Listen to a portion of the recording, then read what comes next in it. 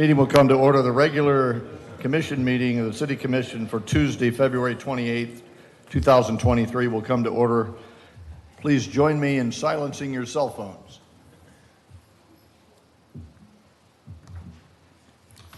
Madam City Clerk, please call the roll. Mayor Cleveland. Here. Commissioner Martin. Here. Commissioner Preen. Here. Commissioner McGurk. Here. Vice Mayor Hartman is excused absence. May I please have a motion to approve his absence? So move. Second. Call the roll, please. Commissioner Martin. Yes. Commissioner Preen. Yes. Commissioner McGurk. Yes. Mayor Cleveland. Yes. Thank you. All right. Police Department Chaplain Pete Carter will now give the invocation. Chaplain Carter, you here? There he is. Please rise.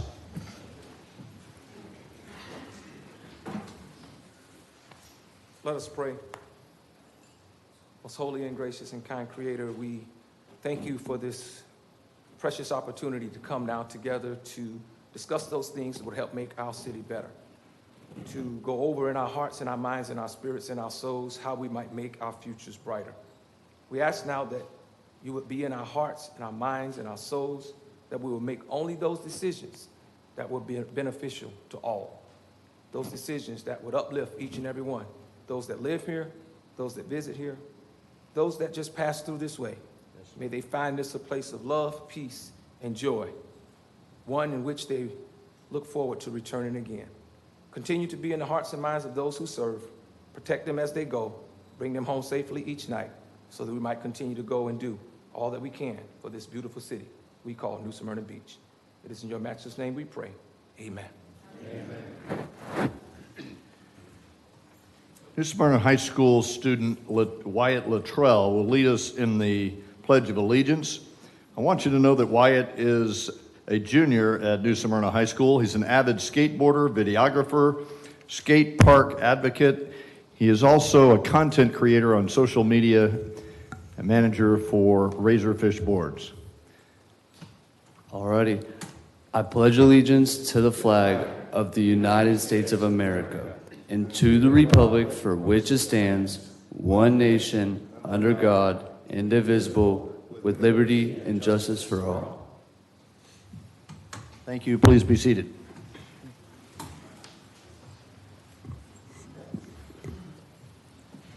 Thank you, Wyatt, and thank you for being here. This is your future.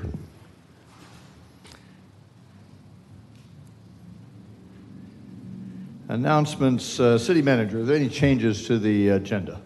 Yes, sir. One change. I would like to switch item 4A with 4B by having 4B first and then 4A to be second. Perfect. Thank you very much. So we'll proceed with announcements and presentations. I'd like Interim Police Chief Eric Feldman to please come to the podium. Chief Feldman is going to, he got the opportunity to award his team Employees of the Year. And so I'd like each of you to hear, Commissioner Martin, the city manager, and I got to hear these privately read, and I wanted all the city to know about these outstanding employees. So we're going to get the Volunteer of the Year, the Civilian Employee of the Year, the Police Officer of the Year, and the Supervisor of the Year. The commission will come forward. We'll call each member up one at a time. We'll award a certificate and take the pictures. Eric, this is a fantastic opportunity for you to share your amazing team with us. So, commission, if you'll join me at the podium, please. Bring your microphone.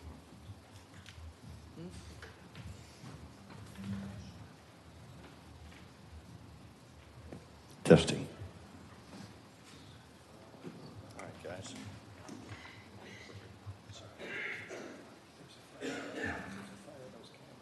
Thank you, Mayor.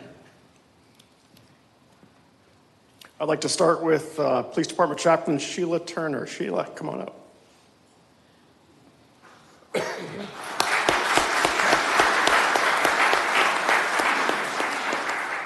So a small excerpt. Pastor Turner is dedicated to our police department in our community, ensuring that she attends all of our swearing-in ceremonies in full uniform, greeting our newest officers.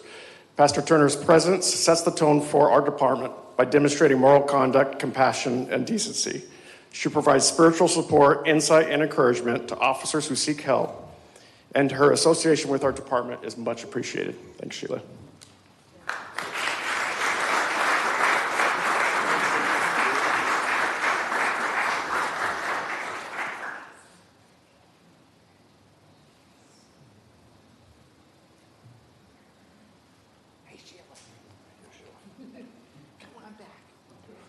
All right. Which one go next to the mayor? Sheila, this way. Let's come over right next to the mayor. Right next to the mayor. On me on three. 1, 2, 3. Thank you. All right. Okay, next I'd like to recognize our Civilian Employee of the Year, Fonda. Fonda, come on up.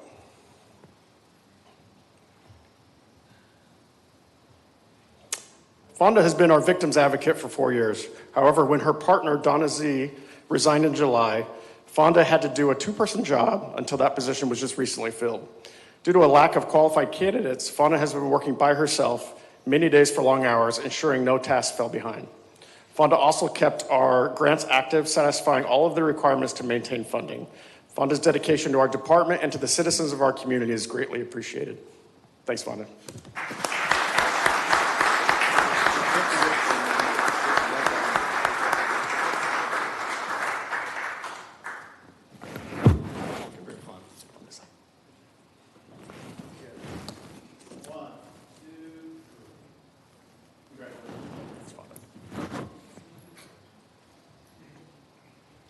All right, next is our Police Officer of the Year, Jordan Ishikawa.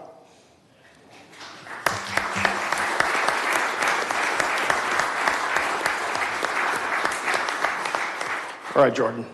Detective Ishikawa has been with our Criminal Investigations Division for the past year and has proven that he is a dedicated, hardworking, and trustworthy employee. He is always helping out his fellow officers, and Jordan will always volunteer to cover a shift or work when an overtime event is needed without complaint. Jordan is also well known within the community and has built great relationships both in and out of the agency. Jordan is truly a great example of what a law enforcement officer should look like. Thanks, Jordan.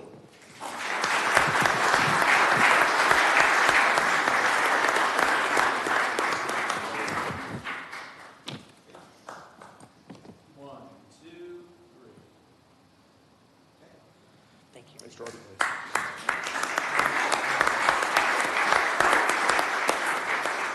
All right, Supervisor of the Year, Sergeant Brandon Mechtel, come on up.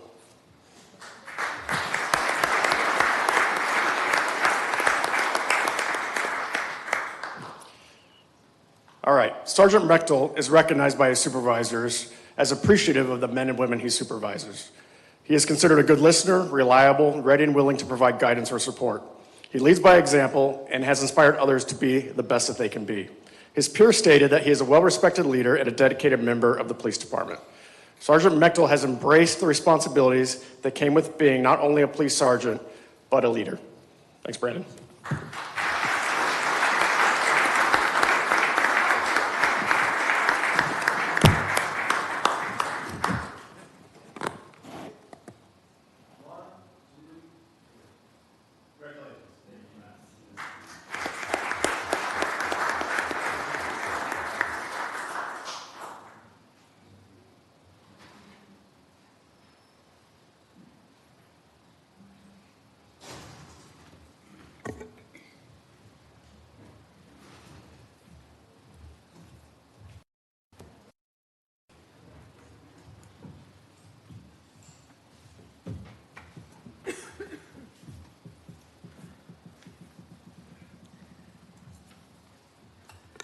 The next item is from Director Chris Edwards from our Economic Development Organization, and I believe he has a report for us.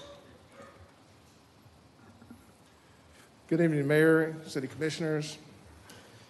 Tonight, we just want to take the time to acknowledge our efforts to work with the Chamber here. We have Chamber representatives here tonight, Bob Williams and Tracy Barlow, and I believe I saw Stephanie back there and I'd be remiss if I missed any other chamber members. And also our partners at SVMTC, and certainly all of our partners in the area from an academic standpoint to employers and all the alike. So tonight, I wanted to give you a brief strategies summary, executive summary of your corresponding action plan to the Southeast Volusia Regional Economic Development Plan. That plan, if you recall, commissioners, was presented to the city for approval back in October of 2022, and it was approved. And then subsequently, we had a follow-up presentation from the chamber being represented by Bob Williams on what that plan and what the general outline and goals of that plan were. So tonight, shifting gears to New Smyrna Beach as a contributor and a partner in that plan, we wanted to kind of give you a little bit more of a granular perspective on what our strategy will be for the city of New Smyrna Beach. Well, what do we do to get to that point? We revisit what our vision was from the very beginning of our economic development strategic planning process. And I won't go over the whole vision, but I'll highlight a few. The goals were to build an attractive city that offers unique, exceptional opportunities for its citizens and lifestyles that embrace and enhance quality of life. Walking-friendly city with our beautiful waterways will engender diverse recreational economic opportunities. Fast forwarding to sustainable business corridors and office parks, to also a place in which people want to live. We were using all that through our public-private partnerships. And just to rehash, the intent of the regional plan was really to present a unique concept to the Southeast Volusia region, which obviously consists of New Smyrna Beach, Edgewater, Oak Hill, and all of us working in close collaboration to implement the goals, the strategies that would allow us to capitalize on our strengths, look for those opportunities, strengthen our pivot ourselves rather away from the threats that we had, and address those weaknesses within our regional economic development ecosystem. So, as I said tonight, our goal tonight is to really kind of move forward from what the community has strategically given us input on. As you recall, there was a well-attended City of New Smyrna Beach Economic Development Strategic Plan workshop. And building on that, there were three objectives that came out of that, results that came out of that particular workshop. Diversify the tax base, enhance utilities infrastructure, and ensure a quality labor pool. So, with that, the action plan that you have before you tonight really takes the time to emphasize some of the strengths that we have, one of those being the airport, being one of our strongest economic drivers with over $200 million worth of economic impact. It also outlines our SWOT, and it goes into detail for each section of what those areas are. We also take the time to highlight what our company is really looking for when they're looking at New Smyrna Beach. Do they just look for us as the beach, or do they see us as a place where they can do business as well? And one of those industries I chose to look at was one of our targeted industries, the corporate office. And that is in there. And some of the aspects that they're looking for, obviously, is the workforce. They want to know about the cost of doing business. They want to know about the logistics, the quality of life. What are we offering them from a financial incentive standpoint? And also, the action plan outlines a path through tables, really summary tables, if you will, general summary tables that give you specific action strategies, potential impacts, and target areas, and also estimated timelines and cost. So the action strategies include, but are not limited to, these areas, these critical areas of infrastructure, corridor planning for our arteries of State Road 44 and US 1, zoning and land use. Obviously, we have the commercial space industry opportunity overlay, the employer workforce alignment, the entrepreneurial ecosystem, and the business resilience and recovery. One of the highlights of the plan that I wanted to introduce to you tonight, Mayor and Commissioners, is the strategy that I feel would be very beneficial to our community. There are three areas in our community that I feel, not only I feel, but a community feels may be the best opportunity for us to launch a shovel-ready marketing program. By shovel-ready, I mean marketing specific properties throughout the city that create the greatest opportunity for us to maximize economic impact and create jobs within our community. One of those priority sites would be the Farmington North vacant property west of I-95, south of State Road 44. You can see, I hope the map is visible there.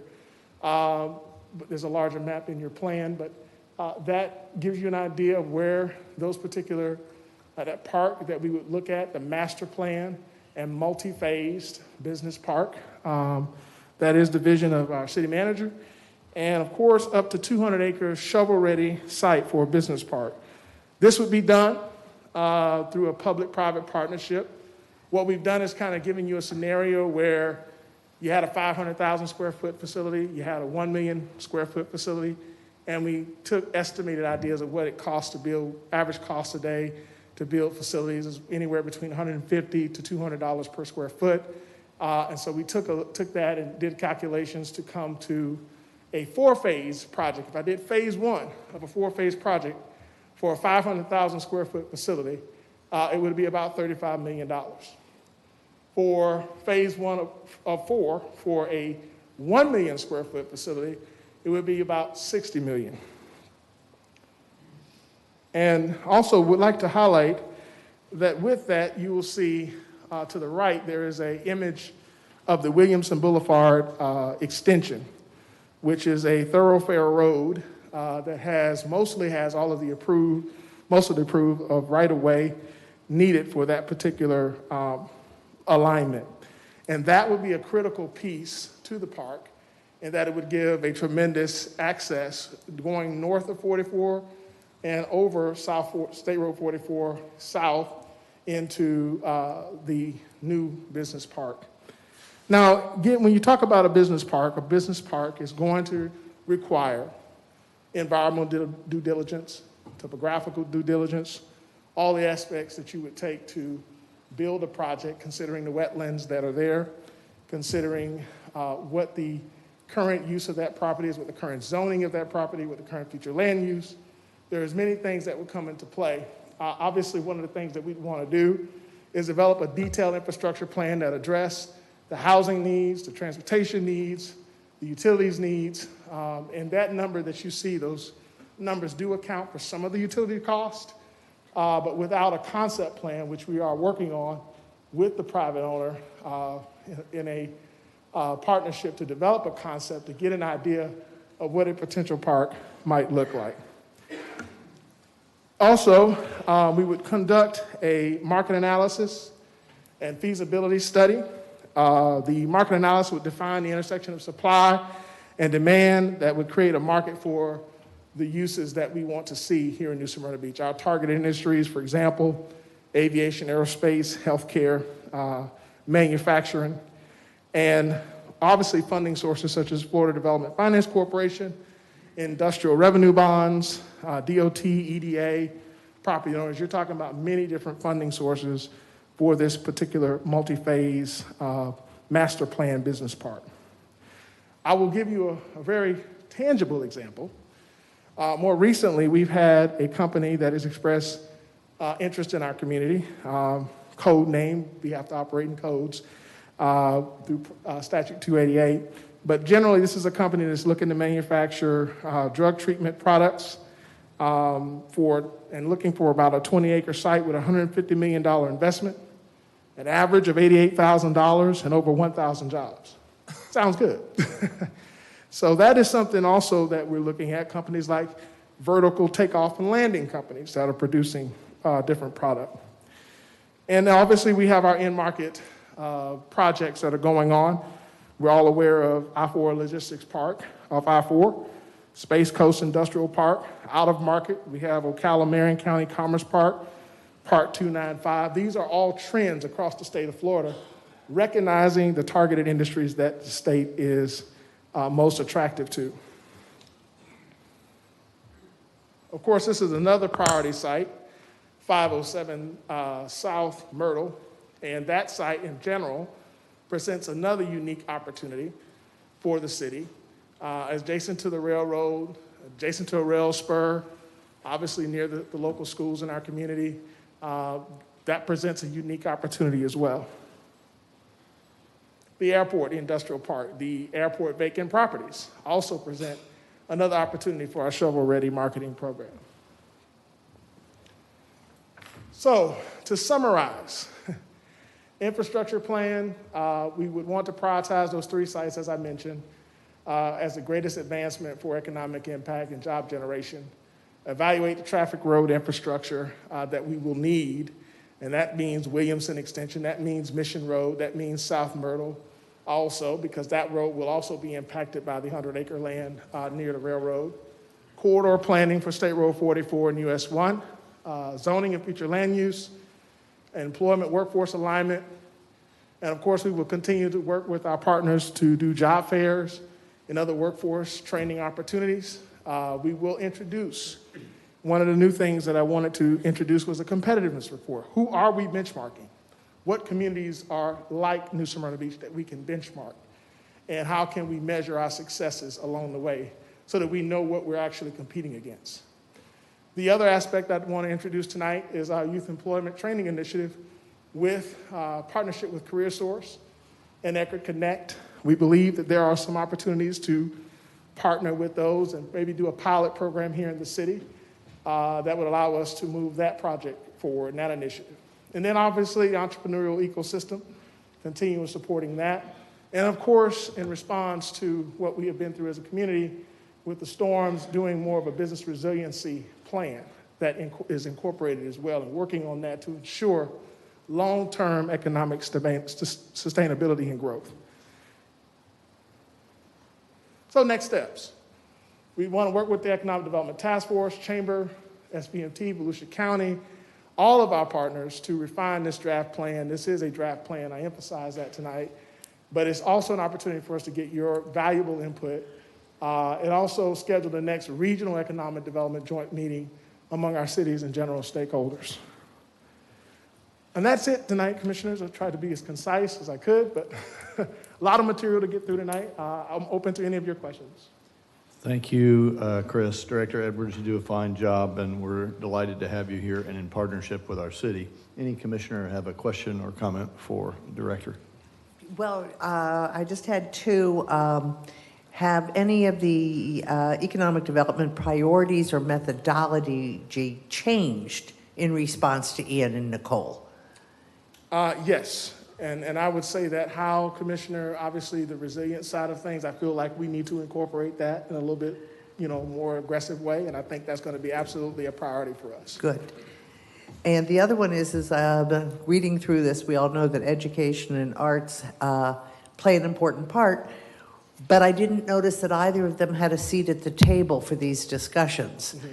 So I would like to see absolutely maybe the Volusia County Cultural Alliance and somehow the school board, whatever, involved in these plans. Thank you. Yes, thank you. Commissioner Perrine. Thank you, Chris. You're welcome.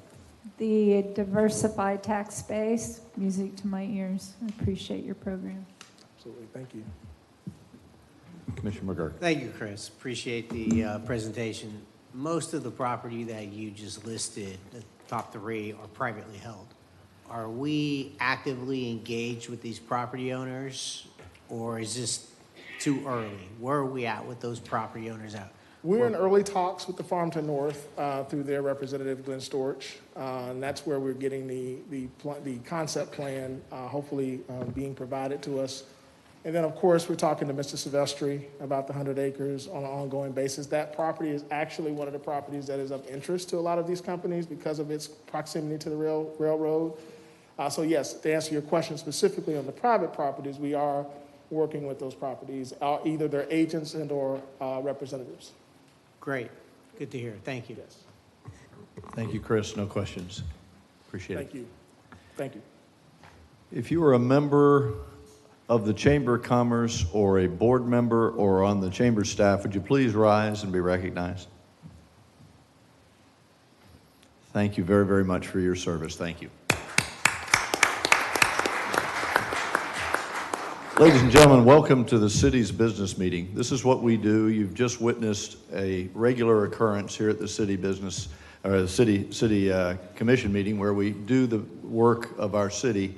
And what you've just seen there is a demonstration of the public-private partnership chamber and our staff economic sector. This is the type of work we do on an ongoing basis. We're delighted you're here tonight to participate, to watch, to get more involved in your city. With that said, City Manager, have you got a report, sir? Yes, sir. Thank you very much.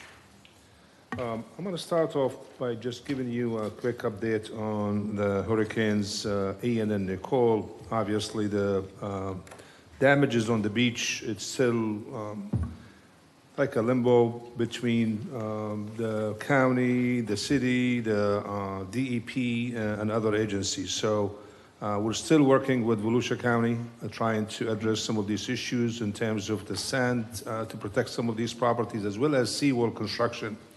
And I think I see that one property has got a seawall permit in New Smyrna Beach. So I think we're seeing something going forward, and I think we continue to do that. They have received $37.6 million, and this is Volusia County, for beach nourishment on the beach.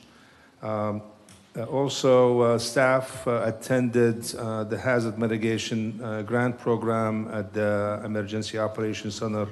Also, Commissioner Martin was with us as well. I got a call from the city engineer while I was going to the State of the County address. The grants are due by March 10th. So therefore, we will do an emergency public meeting on this coming Tuesday. This is to offer, in terms of the flooding properties, an opportunity if they wanted to apply for a hazard mitigation grant program. The city has to be the applicant for that, but there is a 25% match as a local match, which the property owner has to pay. So obviously this is something quick, but we will jump on it. We will do the meeting on, as I mentioned, on Tuesday at 6 p.m. at the Brannan Center. We will have the consultant there to help us determine which properties have the higher probability of obtaining the grant. There is $48 million for Volusia County, and obviously there is other cities and the county itself. They will be competing for these grants, and it takes 4 years. We've seen what happened in the Central Beach, where when we applied, it took almost 4.5 to 5 years in order to get to the program. And we still have not started on the demo and rebuild project. So it's a lengthy process, but we will take every measures that we can in order to help our citizens. So we will do that. There was a couple of issues on the public participation at the last meeting that I just wanted to kind of go over quickly with it. We had 13 public participants, and unfortunately I wasn't in the meeting, but I listened to the meeting. We had 13 participants. 6 of them, they spoke about the crushing concrete sites behind the U-Haul. And some of these comments were targeted regarding the noise, the air quality, and also the train, and then if they have any license to operate or not, whether they have a site plan or not. But I just wanted to make a couple of issues clear. The site has been there, as we know, for a long time under Ziegler. They did not have as much of a crushing concrete at that time. So they've been operating since, as far as I know, from even before the 60s. Hazen Construction came to the sites in early 2021. They were operating under the license for Ziegler, assuming that it's okay for them to operate under that license. City staff found out, we reached out to them, we told them they have to have a separate license in order to operate under that, on the site. So they obtained a license. So right now they have a license to operate. There was another question about the site plan. In order to operate on the site, you don't have to have a site plan, but what happened is they brought trailers to the site. So when they brought trailers, that triggered the site plan process. They went through it, they have a site plan approved, so that is okay. We're still dealing with the noise issue. Our code enforcement, myself, and also our assistant city attorney have been to the sites. I've been several times. Unfortunately, I couldn't hear the noise at that time. Nobody knew I was going to be on site. I have directed our code enforcement to go out there and announce. Nobody knows when they get out there. I just want to get some feel of what's happening. We will continue to do that. The other issue was brought up during the public participation is about the air quality.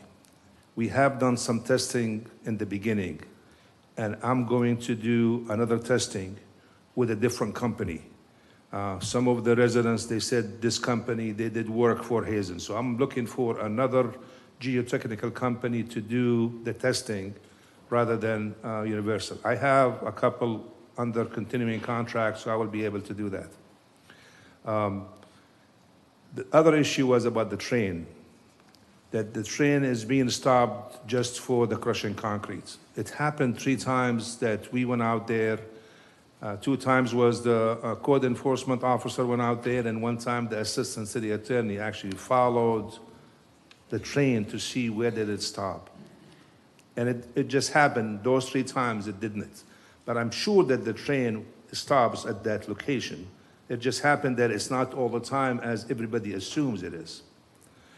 And I will do the testing for the air quality just to make sure on the concrete and also on the dust. There was quite a few items on the curfew, which that will be discussed in details tonight under the ordinance 1223. There was a citizen who spoke about septic to sewer. His property is in the county. He flooded, but then he was just looking at that program. I have met with that citizen when I got back, and I think I provided quite a few information for him, so I think he understands the issue better.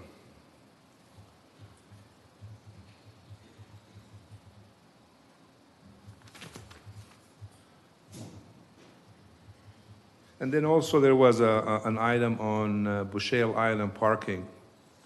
I have met with the condo association manager as well as the manager for the property. They have some parking issue on sites. We have met with them, the interim chief, and also the parking enforcement supervisor and myself. We kind of gave them some options. I know the issue is divided, so I made sure to tell them that if they're going to bring any issue to the commission, whether to have no parking signs or whatever, that they need to have public meetings in their community to make sure that they have the support for it. So we're not going to end up at the dais discussing that issue. So they need to bring in their support. If they have the 75% or the 80% or the full support for it, then we will move an agenda item for them.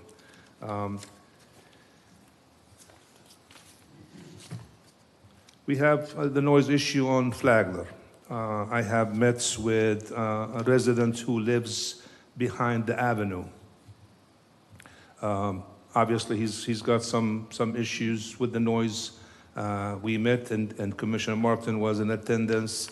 I've asked the police to go out there on this past Saturday, do some measurements, and also to do some measurements when the music is out completely at the avenue. They did that. I have not seen the report yet, so I will follow up with the manager and the citizen as well when we fully review the report.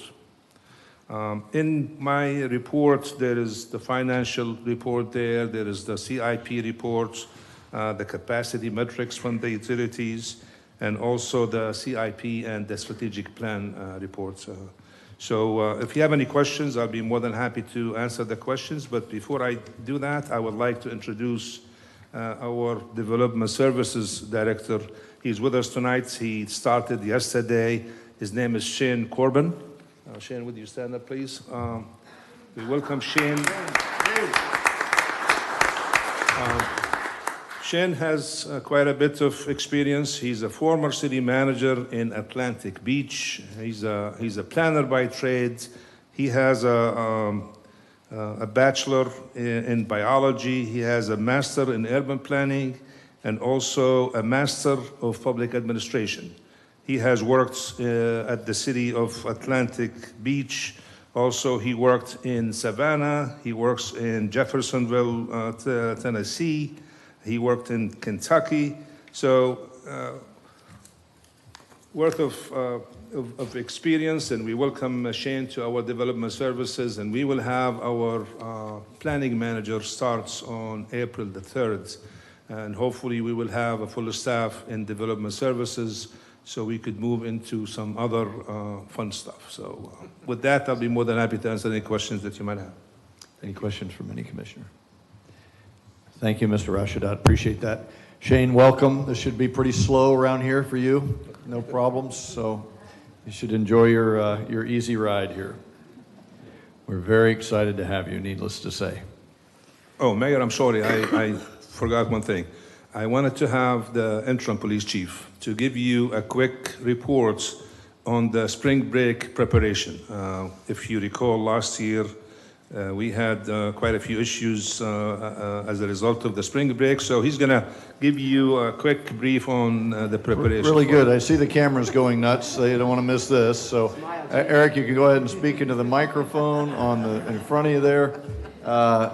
Phil, if you can pull up the camera so that everybody in the crowd can see his face, that would be great.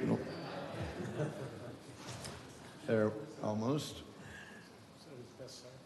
So for your viewing pleasure, folks, that's Phil Nunziata. Phil Nunziata is our video tech. And that's a new capability we have here, and the audio should be better, and the video, this is a great feature, so we're happy to have that so that residents can see everything that's going on here. With that, Chief, take it away. All right, lucky me, Mayor. All right, so thank you, Colin. Thank you, Mayor and Commissioners. So I appreciate this opportunity to talk a little bit about some of the planning that we've put in place for spring break for this year. So I don't think it's a surprise to anybody that last year we saw a significant increase in folks visiting New Smyrna Beach. And a lot of those folks included unaccompanied juveniles from Central Florida. That led to an uptick in juvenile crime, including violent crime, which was something that we had to, as we know, react to. The commission enacted an emergency curfew ordinance, which we were able to use to at least put it into some of the shenanigans that were going on in the later evening. But in an effort to maintain the incredible reputation that New Smyrna Beach has as a tourist destination and a safe and vibrant beach town, we are switching up our planning a little bit for this spring break. So once again, the Volusia schools are scheduled to, the Central Florida schools are scheduled to have their spring break the same week. So we do expect a large contingent of youth once again to come and enjoy our beach community. And while we welcome those visitors, we wanted to make clear that we're going to have a little bit different response from a police aspect to make sure that we keep our town safe. So some of the things that you're going to see that are a little bit different, we're going to have a coordinated response like you would see in any major special event in any city. Scalable response. So you're going to see that we have a full-time command post set up down by the beach. It'll be manned by myself and my command staff throughout spring break. We're going to have significant, what we call mutual aid. We enjoy partnerships with police departments throughout the county, and 5 of those departments, to include the Volusia County Sheriff's Office, will be supporting us with additional officers throughout spring break. What that means is you're going to see the police wherever you go.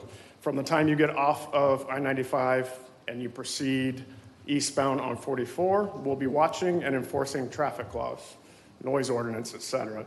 By the time you hit Flagler Avenue, you will see a very heavy presence of police in multiple different uniforms. We'll have officers stationed at every intersection at Flagler throughout spring break. So that's unusual for our town, and we want to make sure that, we put out the proper messaging. This is not normal. We enjoy a very safe environment here, and the point of this year's spring break is deterrence. So we're going to have extremely high visibility of law enforcement as a deterrent to those who would come and break our laws and our city ordinances. And with the success being that we don't really have to do much of anything other than encourage people to have a good time. That said, we will have a zero tolerance posture, meaning that if you come here and you're coming here to participate in underage drinking, underage vaping, vandalism, disorderly conduct, violate our noise ordinance, etc., you'll be met with a swift response. We have partnered with the Volusia County Family Center in Daytona. We have dedicated transport, and you will be arrested and transported to the Family Center for processing, where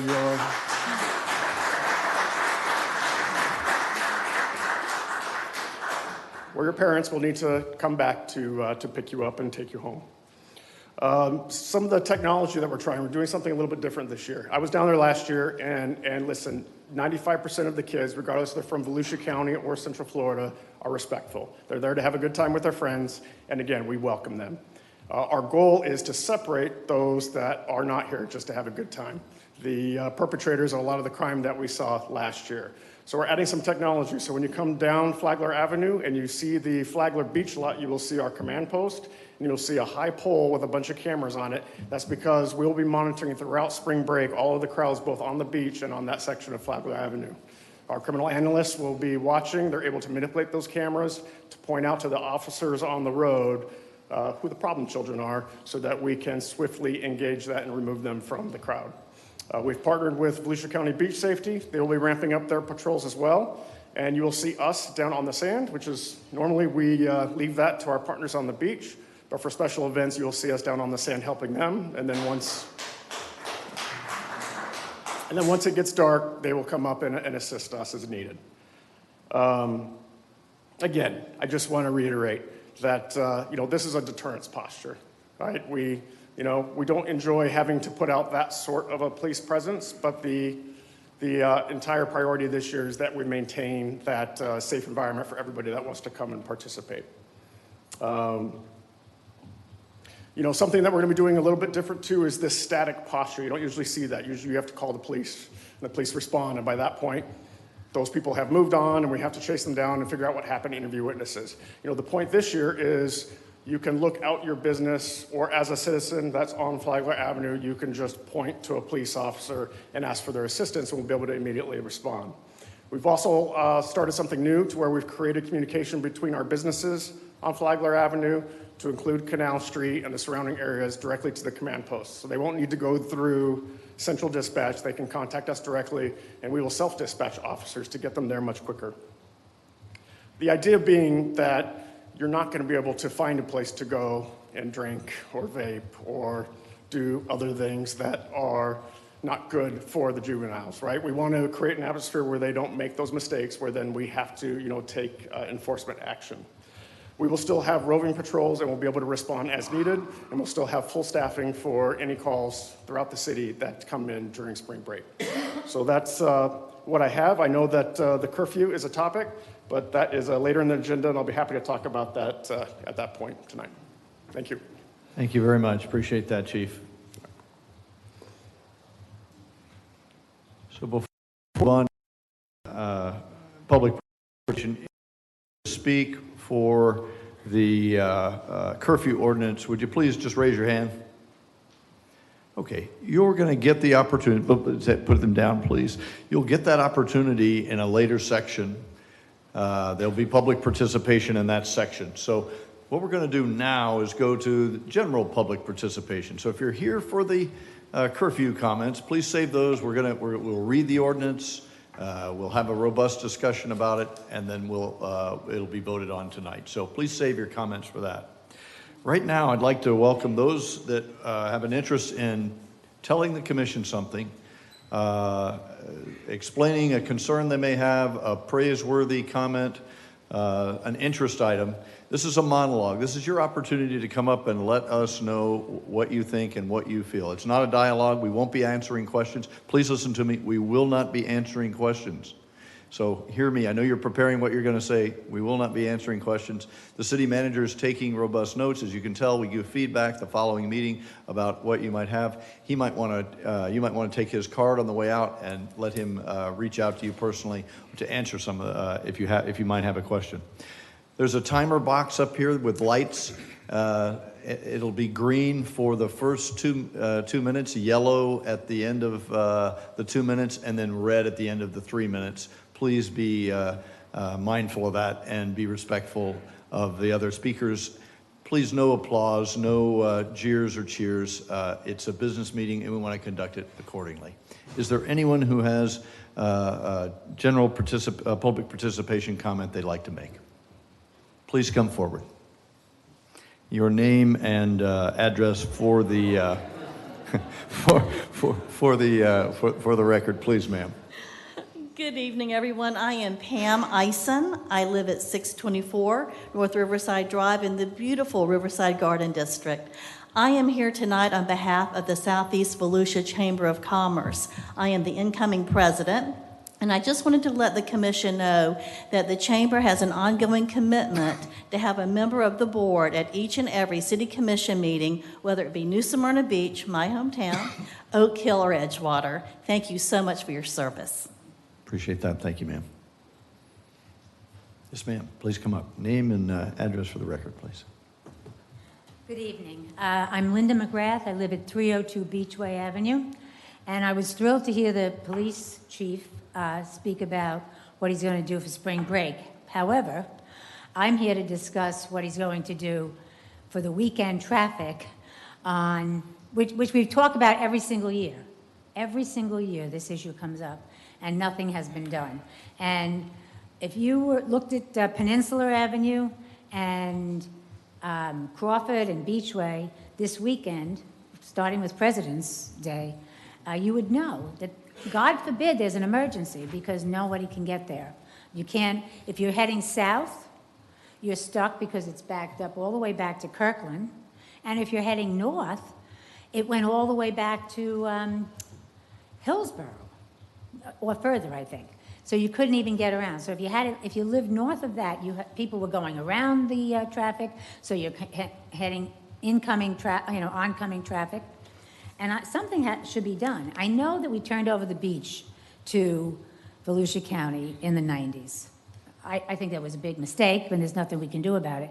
But all the cost of this traffic comes to us, and it just seems unfair. There should be some sort of compensation, I think.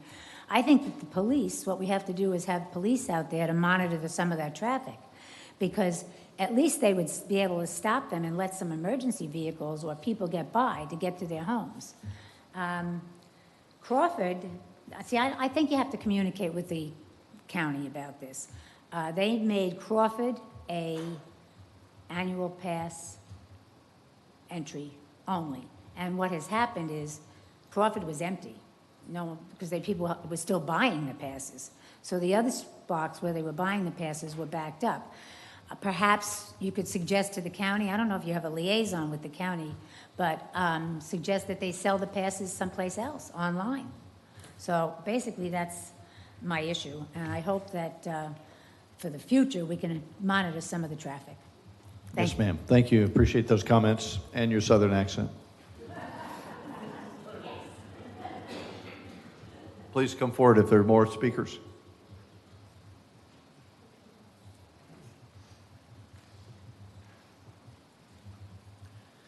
Good evening.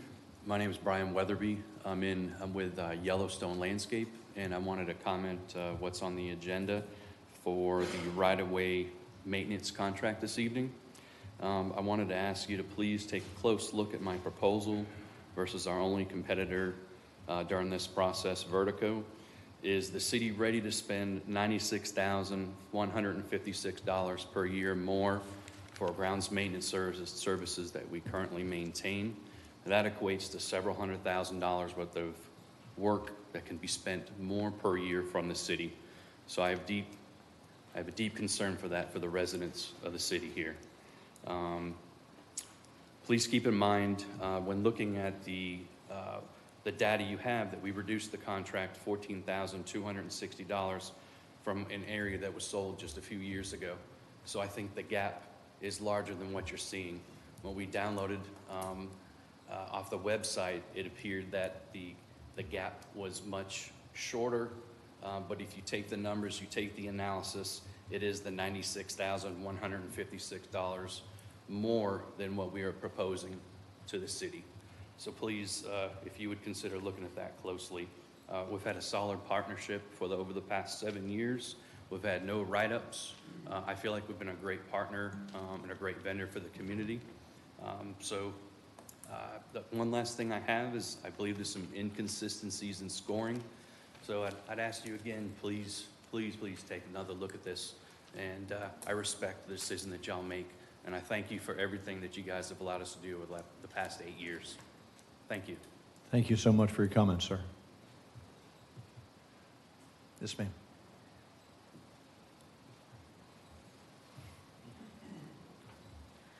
My name is Frances McAdam. I live at 406 Lincoln. That's the intersection of Lincoln and Atlantic. I'm here about traffic also. This week, on Sunday, we got home, and it's a zoo. Spring break has already started.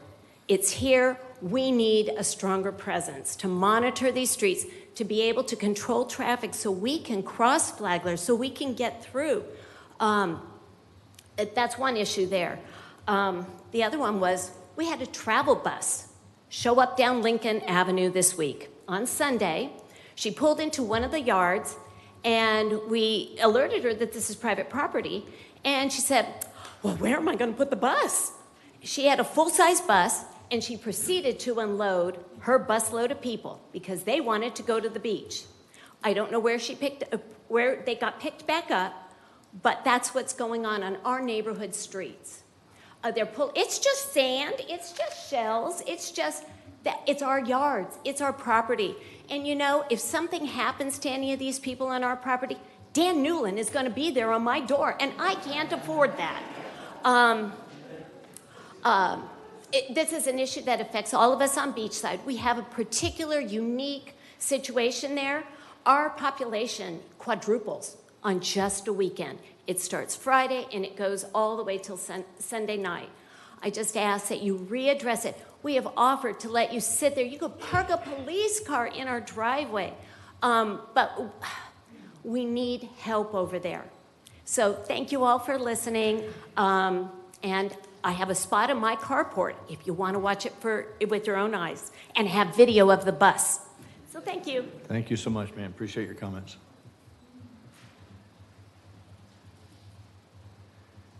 Dr. Herman. Mayor, Commission, staff. Randy Herman, 108 Esther Street. Just two small comments. One, the city manager mentioned the seawall construction that's going on. I do notice at Due East, where the pier is that was damaged by the hurricane, the new construction on either side have built very large seawalls, but left a space between them and the dock. And I'm afraid in a storm that's going to create some problems. So I don't know how that works with the different authorities as you look at, county, city responsibilities. But it has created an opening where I think could create quite a large problem for the street. So just a comment, maybe can take a look at that, see what's going on. And the second is, on your consent agenda, you're going to be looking at the Sidewalk Cafe Ciao and their request. I hope you'll discuss it a little. My concern is that the structure is actually into the right-of-way, and I believe it was approved by the city. So now we have a conundrum. We have a roof and the structure out in, lessening the distance for pedestrian walking. And you already have told the other restaurant on the corner that they had to pull back, and now we have the same situation. So I hope at least you'll discuss that and come up with a better solution. Thank you. Thank you, sir. Appreciate your comments. Yes, sir. Please.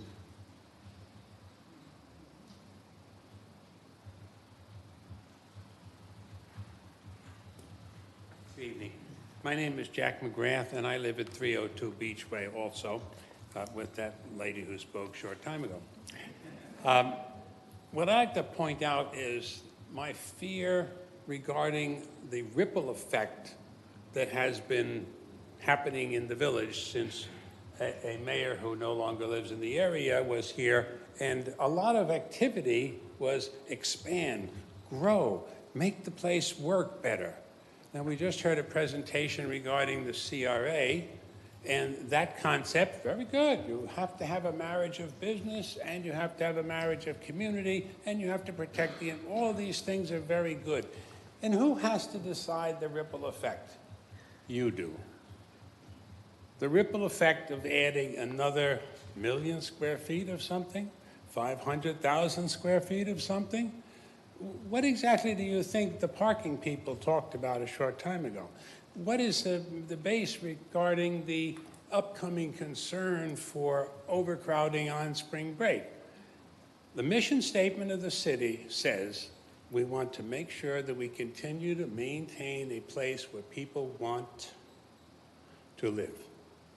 It doesn't say maintain a place where people can come in and make money. Thank you. Thank you, sir. Appreciate your comments. Please, folks. Yes, please. Mr. Mayor, good evening. Jess Romero, 708 South Cooper Street. Rich man came and raked the land. Nobody fought him. Put up little white boxes all the rich people bought. They call the place paradise. Call the place paradise, kiss it goodbye. Here we sit, discussing issues gentlemen just spoke about out west and how to improve our city. I stayed in this room here a couple of times, actually 3 times, where developers came before the diocese and discussed their properties, what they wanted to do, and how they wanted to do it. And I asked the past commission 3 things. I asked, because they complain about the reason we are with stage today is because our forefathers made rules 2008 because of this and that. And I said, what have you done to change the MDAs, the PUDs, or the LDRs? They couldn't give me an answer. They didn't have any. They didn't say what it was. So as we go forward, as the gentleman said, as we talk about the 500,000 square feet, 1 million square feet of property there, you're gonna grow and grow and grow. Right now, we have, as far as I can tell, over 3,000 properties that are on the pipeline to be built. Single home, multifamily homes, condominiums, hotel rooms on the city here. Now, concerns that I have is that if we do that, we impact our roads, we impact our fire department, we impact our police department, which is understaffed right now, and then we also impact our environment, the water that we drink, the storms that we have. How we address that? We need to stop and think about slowing down a little bit and how we can improve things and make things better by the rules that we have available and how we can improve those rules and make them difficult. Not difficult, but a little bit harder to build whatever you want to build out here. Because the time that 2008 was gone, now we're here today. Thank you. Thank you, sir. Appreciate your comments, Jess. Please come forward, sir.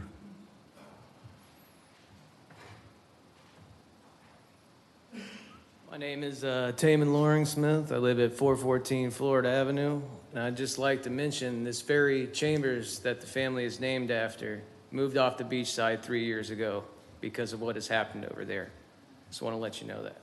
Thank you very much. Appreciate your comments, sir. Yes, sir.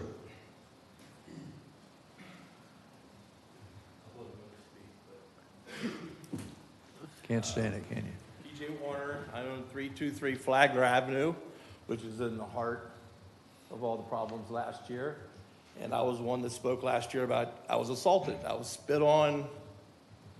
A lot of things happened. Let's just not talk about it. But the next day, we got police presence out there, and it was a total different atmosphere. So I applaud the amount of work you're putting into taking care of this year. So I do look at that. But like I spoke to you the other day, what about the rest of the year? There's 2 weeks like last week, we all got, by President's Day, we all got snowballed. I mean, that was crazy what happened. That was worse than the first day of, the town has grown. Just like these other people. Our infrastructure to me, I'm a developer. I've been a developer for 45 years. Infrastructure means police, fire department. We need a supporting staff. The town has grown, what, a third in the last 15 years? And we don't have the supporting staff to support it. And it's not fair to the people that are paying the taxes. I pay my taxes like everybody else. And if I call a police officer, I would expect the police officer to come. If I own a business on Flagler Avenue, I expect somebody to protect me. It shouldn't be up to me to banish my own weapon. And I don't think it's fair. But I think it's up to if this commission, if the mayor wants to take care of this town, they need to step up and grow up to the city that it's grown up to be. There's a reason why everybody comes here. We have the beach. It's the #1 drawing card in this county. That beach right there. So we need a police department, a presence on that beach full time. And we got a cheap little piece of property you guys paid $900,000 for that's sitting there that's getting rusty. Order, please. That piece right there is a perfect place that you can put a substation. I know some people don't like substation. They don't think it's the right atmosphere. But guess what? We're a bigger town now.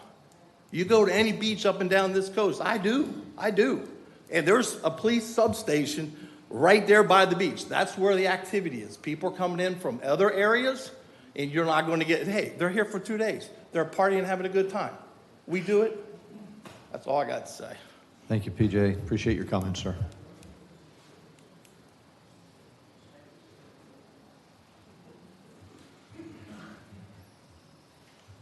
Hey, Mayor and Hello, Dan. Commissioners.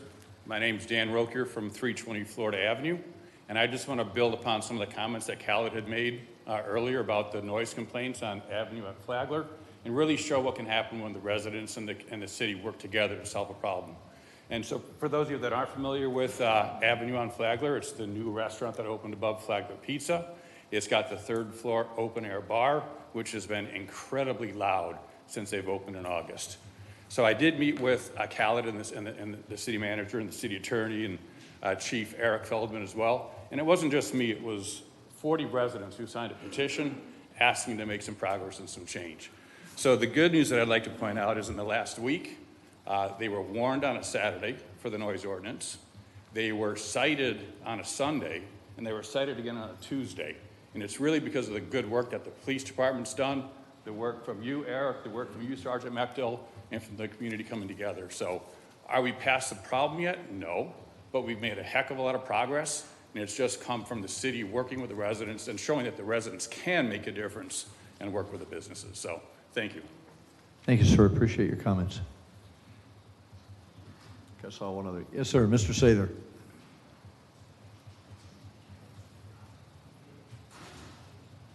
Good evening, Commissioners and Mayor. Mayor, at your request, I did attend the Q2 economic meeting.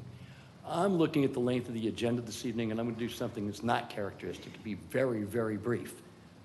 Kelly, did you see the materials that I brought? What I did is I brought from the Q meeting, I brought you all the materials that were there. There's a small pamphlet they put out. It's got all the various economic information. That meeting was particularly focused on UCF and their involvement in Volusia County and their involvement in the Central Florida as a university. 2 things stood out very quickly. One is that 63% of their graduates graduate with no debt. I'd like to know a lot more about that. The other thing is that when it comes to diversity, UCF, being one of the largest campuses in the country, is 47% is diverse population.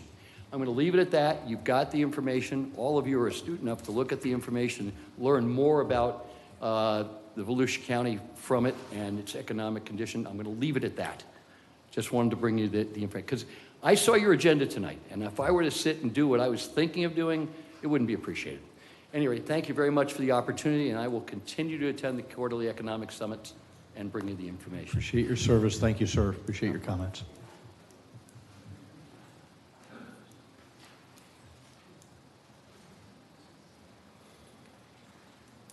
Hello, Joe. Good evening. My name is Joe Dluback, 3587 Casalta Circle, and I'm here representing the Venetian Bay Homeowners Coalition. While our numbers are small, we have only been in existence for 1 year, and we're in a membership drive to reach 1,000. But our numbers don't really matter, as we are not inventing new requirements for Venetian Bay, but only seek to ensure that what the developer has contractually required to provide, he in fact provides. The immediate issue is a project called Village Center East.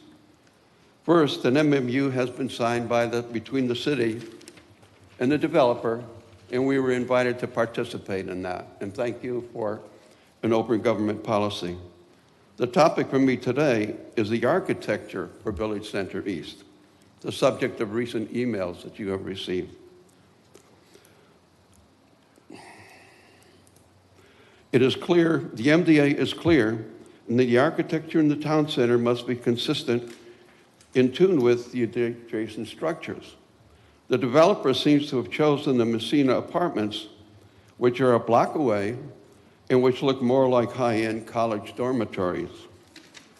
Instead, it is imperative that the Venetian theme expressed by Tuscany Square, the complex directly across the street, and the first building there in the town center be maintained inside and out. So please review that. There are other issues in the Venetian Bay Town Center that we'll bring forward in future communications, mainly storefront, commercial, retail, and parking. But in closing, I've been before you several times talking about different issues at Venetian Bay. We are putting together a tour package and we'll invite you to individually or collectively visit our facility and experience some of our concerns. Thank you. Thank you, Joe. Appreciate your comments.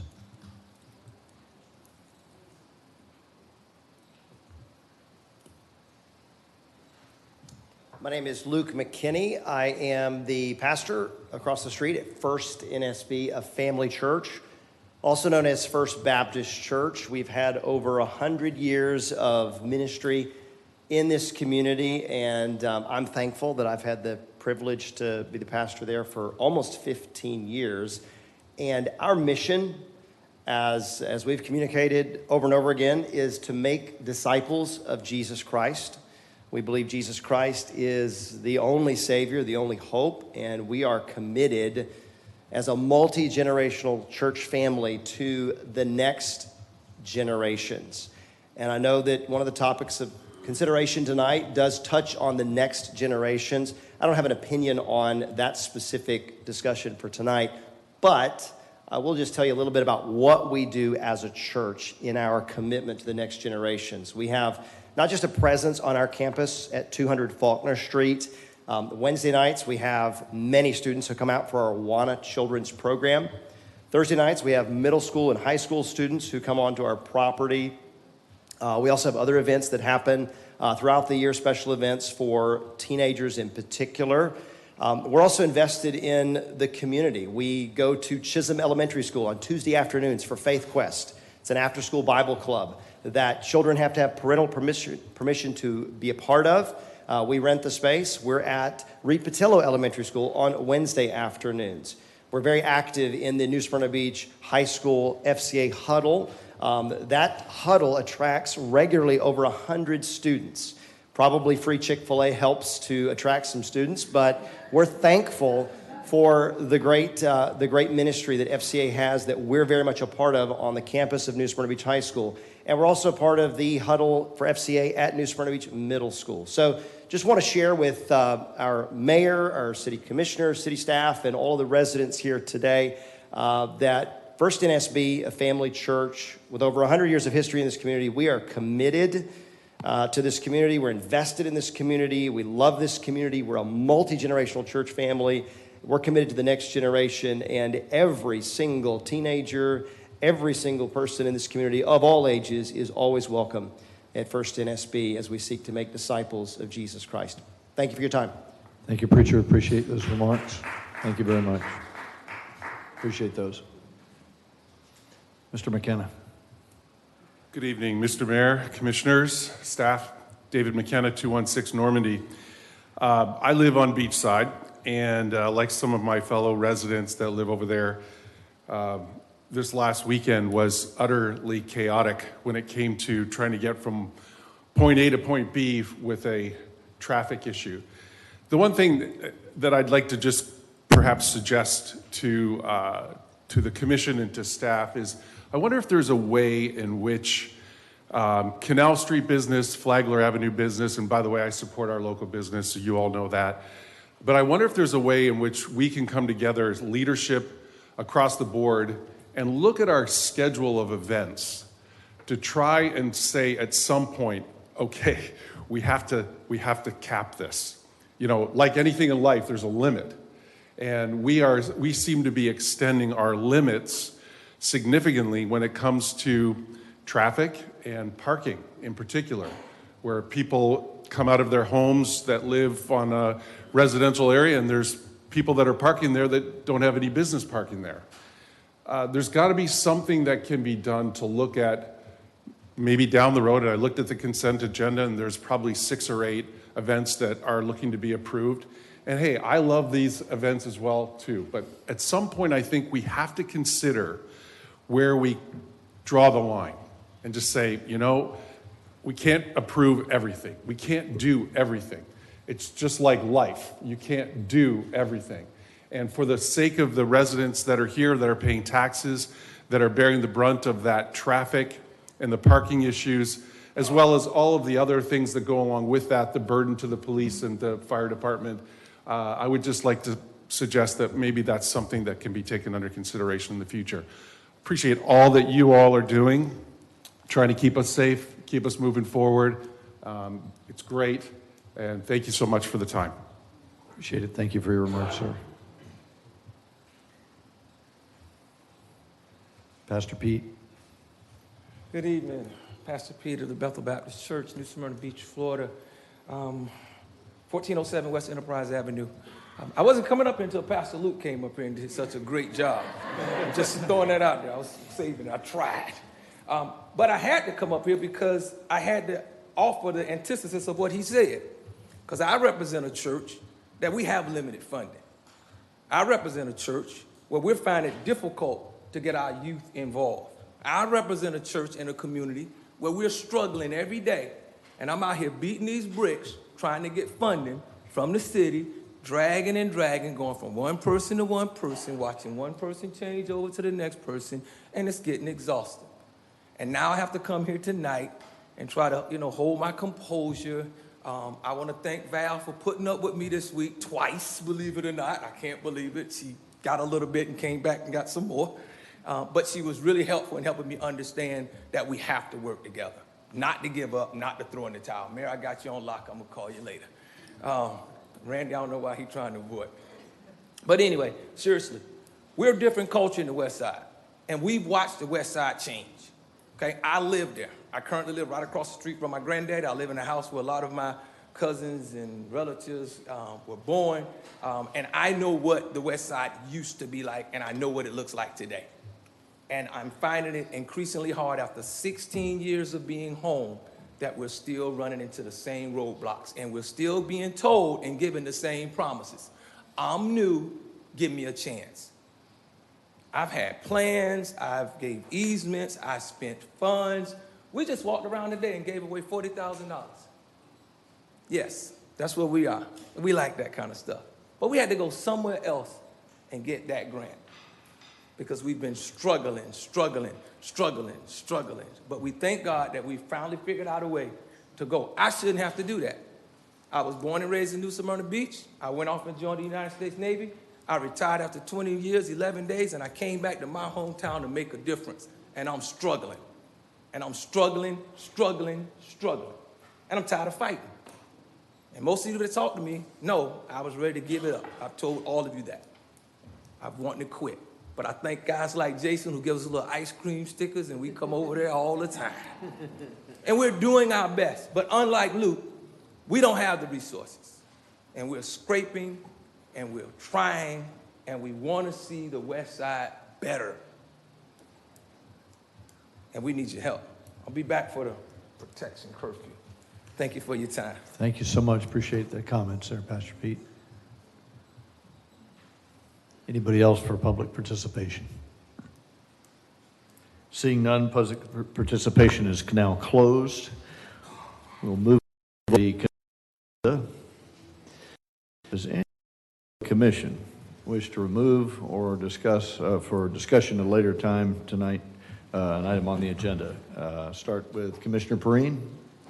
Yes, I had two for discussion, 6I and 6J. J and I, and which other? J and what else? I and J. I and J, okay. Commissioner Martin. Yes, I'd like to discuss 6C and 6D. C and D. Commissioner McGurk. I just have a comment on 6C. Yep, 6C. 6E. C. C. C. Okay, good. It's coming. All right, good. So we're going to pull C, D, I, and J. Did I get those right? Okay. Make sure I don't have any.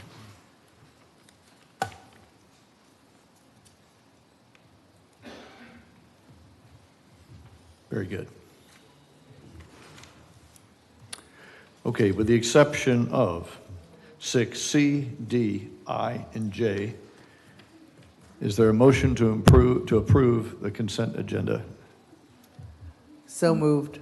Is there a second? Second. City Clerk, please call the roll. Commissioner Perrine? Yes. Commissioner McGurk? Yes. Commissioner Martin? Yes. Mayor Cleveland? Yes. Thank you.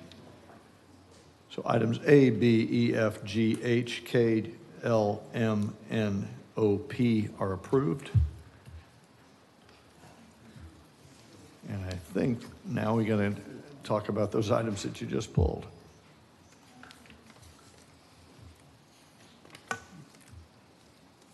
Very good. So let's start with item 6C. You Thank go you, first. Mayor. We both have it. Oh, you pulled it too? Yeah. Oh, okay. Mine was just a comment. I just wanted to let you know that, so that light that went up, the history of that was going to start as a flashing light, and now it's a signalized light. And I had a good discussion with Khalid. We've identified some inconsistencies with the way the light is operating. City manager is aware of it, and it seems to have some issues with backing up some traffic going westbound. So he's aware of it, he's looking into it, and part of that light is actually part of the long-term intersection improvement at Wallace and 44. So there's a lot of history there, but I wanted to at least bring it up that it's there for a reason. It's inconsistent with how it's functioning right now, but Khalid's on it. That was it. I went to Interim Chief Feldman asking him whether or not I could make a right turn on a solid red light, a solid red arrow, because it was confusing. Right. So after discussions with the chief, this is going to be rethought and some working out. Even a flashing red arrow would let me stop and go. But I'm wondering if we're ready to change it out, to close out the change order, or is that an FDOT issue only? I just don't know. No, we have to close out with the... Go ahead, Mr. Rashadat, you can give us all the education here. I will. Thank you, Mayor. This is the closeout for the project. The contractor is actually working for us. The funding for this traffic light came out of the transportation impact fees. The issue that you're dealing with and Commissioner McGurk were dealing with, I have talked to the city engineer this morning.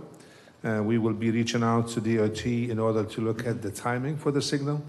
Now, the reason that you see the red arrow, because there is no left turn. So that's why they have it's an arrow there. It's not just a regular green light or a red light. So, but they'll be looking at it from the timing standpoint and then from the traffic flow standpoint. So as I understand it, we can close this out, and this is an FDOT issue. Yes, but it's an FDOT issue regardless, because they do the timing. Very good. So now that we understand a little more about 6C, I would entertain a motion? So moved. A motion to approve. Is there a second? Second. Madam City Clerk, please call the roll. Commissioner Martin? Yes. Commissioner Perrine? Yes. Commissioner McGurk? Yes. Mayor Cleveland? Yes. Thank you. Let's move on to 6D, consideration and approval of the application of amendment for sidewalk cafe agreement between Bella Restaurant located at 103 South Pine Street. City Manager, would you tee this up for us, sir? Yes, as a matter of fact, Assistant City Manager, he's up at the podium there, so he'll give you the scoop on that one. Sorry, Ron, all yours, sir. Thank you. This is an amendment to an existing license agreement for a sidewalk cafe for Ciao Bella. The applicant is asking to amend the agreement. One is an amendment to the the seating configuration from 20 to 25 seats. The 25 seats is still within the confines of the seating ratios, so there's no exceeding of any regulations, no variances are required, but given that the 20 seats was part of the original approved license agreement, an amendment from the commission is required to allow the additional 25 seats. The other change is to the south side of the seating area. There's the addition, why is that there?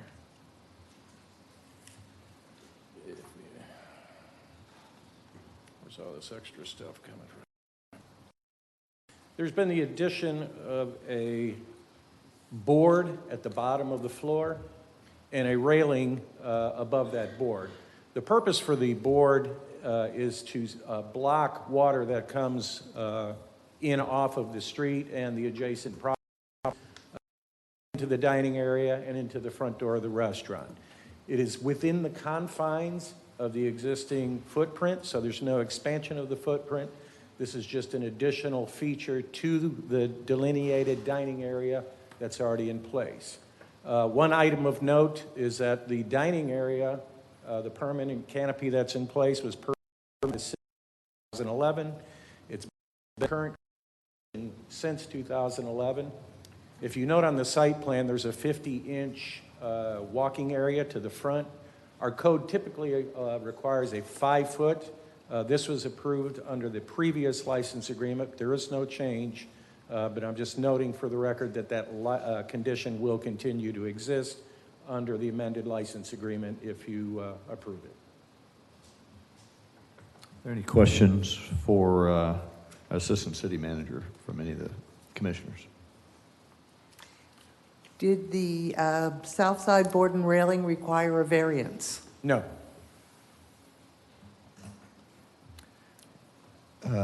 Is it reasonable, Ron, for someone, were that board to be open across the side there, would it be reasonable for someone to walk under, is it inconvenient, or would it be reasonable for somebody to walk under there and after hours when it has to be cleared off?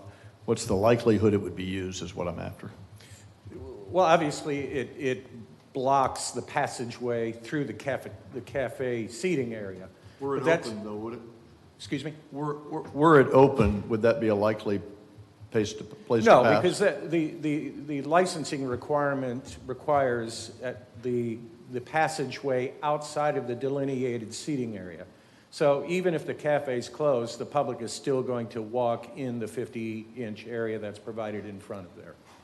So I don't see any change in the walking patterns of people based on the addition of the railing and the board. Commissioner McGurk, any questions, sir? No questions, just a brief comment. I've been out to the site. I've seen it. I think there's plenty of room to navigate the sidewalk, a lot of sidewalk room, and I think that it would be, I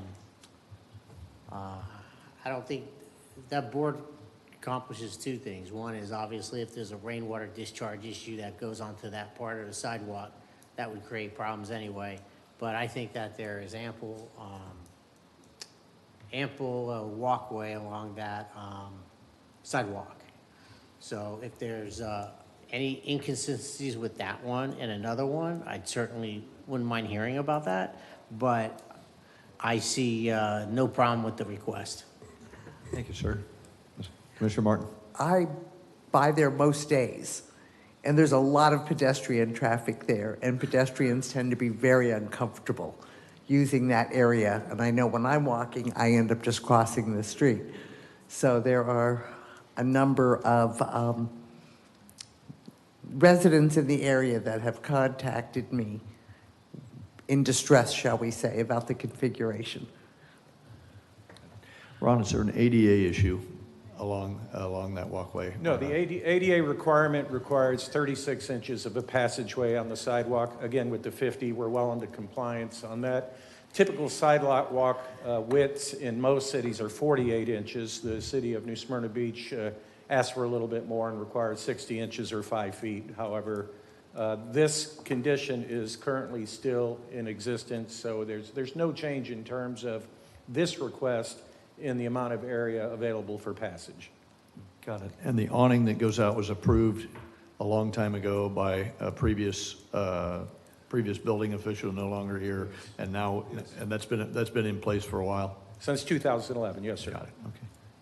I'm not sure it was 2011. I think that was a cloth awning, and then the roof was added, the permanent structure roof was added 17 maybe? Obviously, before the hurricane, so it has to be 16 probably. Then Okay, 16 or 17, yeah. Very good. Any other questions or comments by the commission? Any other follow-up comments by you, Assistant City Manager? No, sir. City Manager? Just to point back to your question, if this is open and after they close, they move the seating or whatever, they could walk through. But the probability of people walking through while the tables and chairs are there, it's probably null. It's 50 inches, as he mentioned. Normally we would like to see the sidewalks 5 feet, but in most cases, you only have 4-foot sidewalk. I mean, if you go look on the beach side, there's quite a bit of 4-foot sidewalk.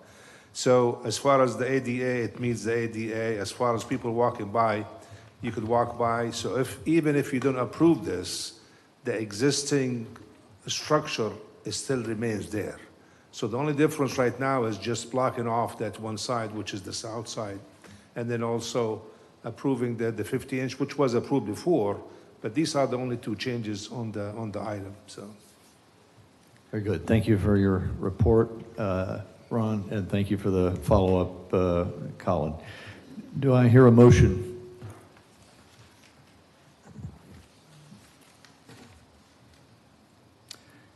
Just a reminder. Item number. Pardon? I'm sorry. It's the item number is 6D. Move to approve item number 6D. Is there a second? I will second. Madam City Clerk, call the roll. Commissioner Martin? No. Commissioner Preen? Yes. Commissioner McGurk? Yes. Mayor Cleveland? Yes. Thank you. Okay, the motion carries. Let's go to item 6I,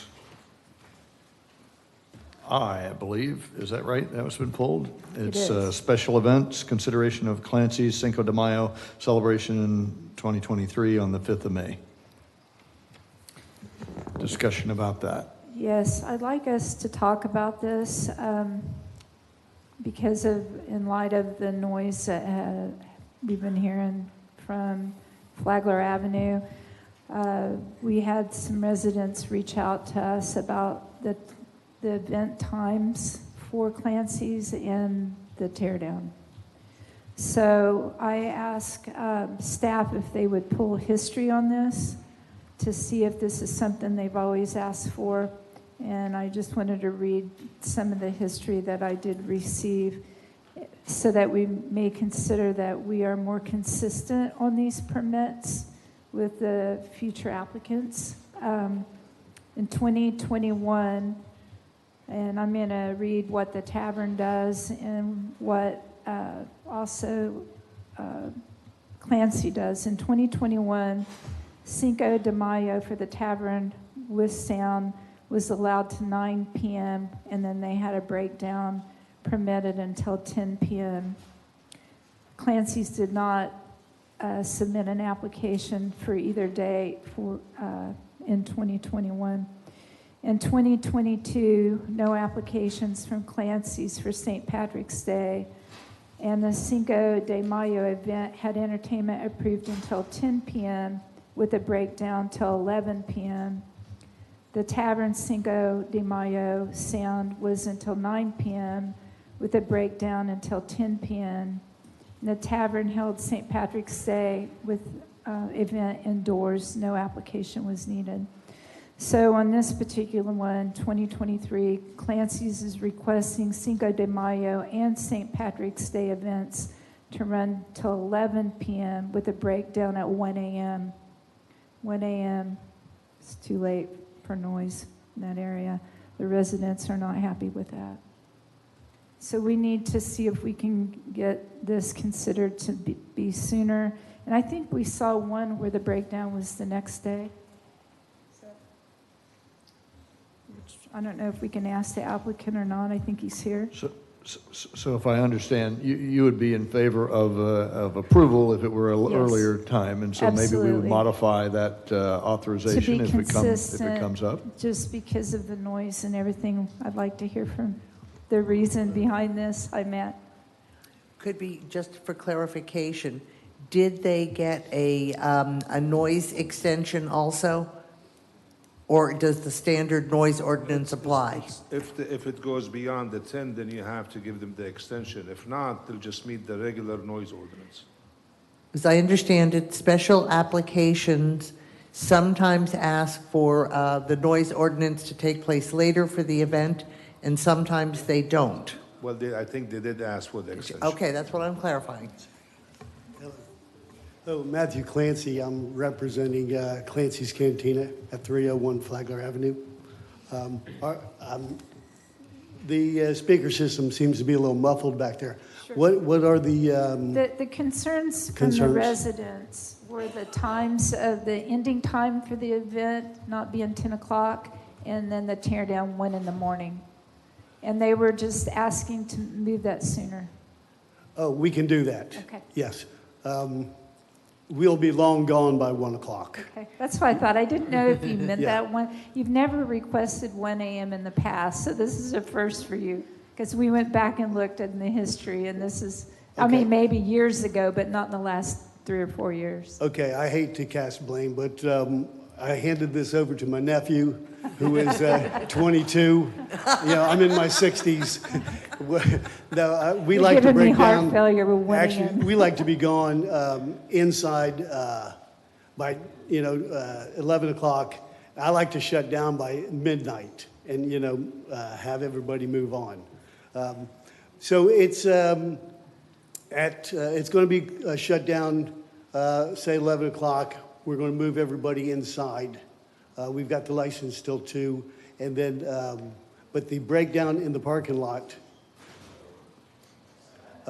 will be before midnight and finished. Okay, thanks for the enlightenment there. And this is for I and J, for both of those events? It's for both. Both events, they were asking for a 1 a.m. tear down. And then even the 11 p.m., this person was asking, the Flagler Tavern stops at 9 and then tears down at 10. He's asking for an 11 stop. And then... Now, normally it is 10, but it was Friday, this Friday for both events. And that's why we were asking for 11. Because it's Friday instead of a weekday? Is Yes. that what determined that difference? Yes. Okay. And you can move the tear down to what time? 11, the same time that you stop, or? A tear down would be at 11. 11. And, yeah, and it takes, we can break it down within an hour. Very good. Thank you for your clarification. Appreciate that. Okay. Thank you, sir. Any other questions? I don't think so. Thank you. Commissioner Perrine, if you would make the motion with the adjustments that you would I will. propose, and we'll see if we can move I'd forward. like to with it. make the motion for I and J that the end stop time be changed from 1 a.m. in the morning to 11 p.m. tear down, as well as the event end date, or end time is 11 p.m.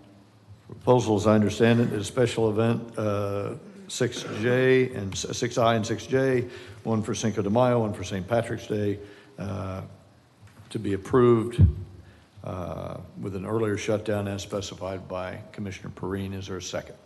I'll second. Any more discussion on that? Anybody else? Madam City Clerk, please call the roll. Commissioner Perrine? Yes. Commissioner McGurk? Yes. Commissioner Martin? Yes. Mayor Cleveland? Yes. Thank you. Very good. Thank you very much. That'll complete the consent agenda with items pulled, and now we're complete for that. We're going to move on to Section 8, which is the second reading of ordinances and a public hearing. We will conduct a special exception public judicial, quasi-judicial hearing for the approval of item 1-23 for the property located at 720 South Dixie Freeway. First hear from the city with a review of the status of that as it stands today. Senior Planner Baker, can you talk to us about this, please? Yes, we have a special exception application. Applicant Robert Gatchell is looking to a special exception to allow a house of worship to operate within the 720 South Dixie Freeway building. At the February 6, 2023 Planning and Zoning Board meeting, they voted 6-0, recommending the City Commission approve the house of worship at 720. Basically what they want to do is take a portion of the 57,855 square foot building and take one of the sections and use it as a church. The major anchor in the shopping center right now is the Perrines Produce. And if you remember, I think it was earlier this year, a mini warehouse storage facility was approved, although we haven't heard anything about that actually going in there at this point in time. The Perrines, everyone's in there, the parking lot's packed with all their customers. They would take up 73 parking spaces, and there are considerably more. That leaves 34 more parking spaces basically for a house of worship to operate. Houses of worship require one parking space for every 3 seats. Basically, they could have a congregation of 102 is what it would work out to. And, if need be in a pinch, there is available parking to the west side and down around to the south. The criteria for special exception are quite basic.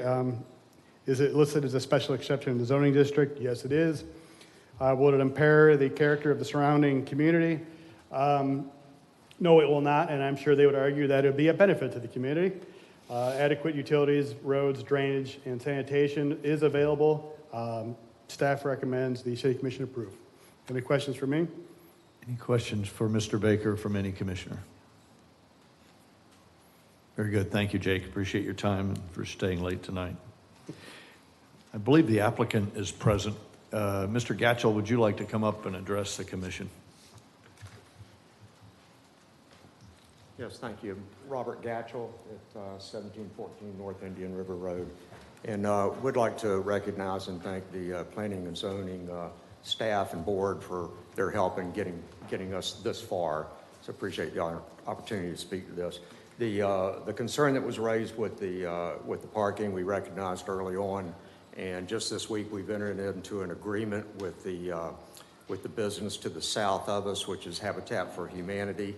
They actually used to operate the space that we're now going to lease. They had it as a thrift store before they expanded to the south of us.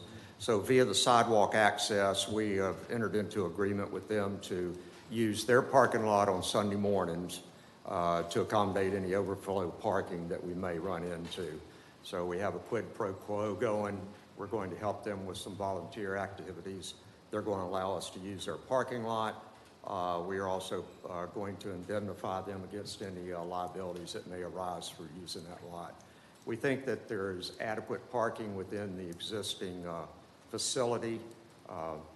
As was mentioned, there's more space to the west and to the south that can be accommodated.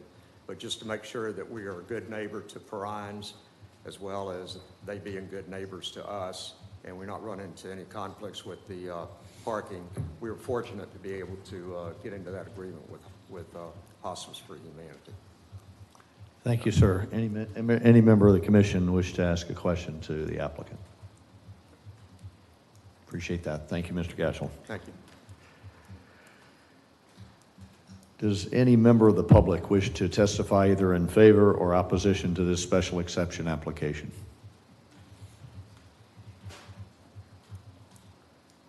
Any closing remarks by staff?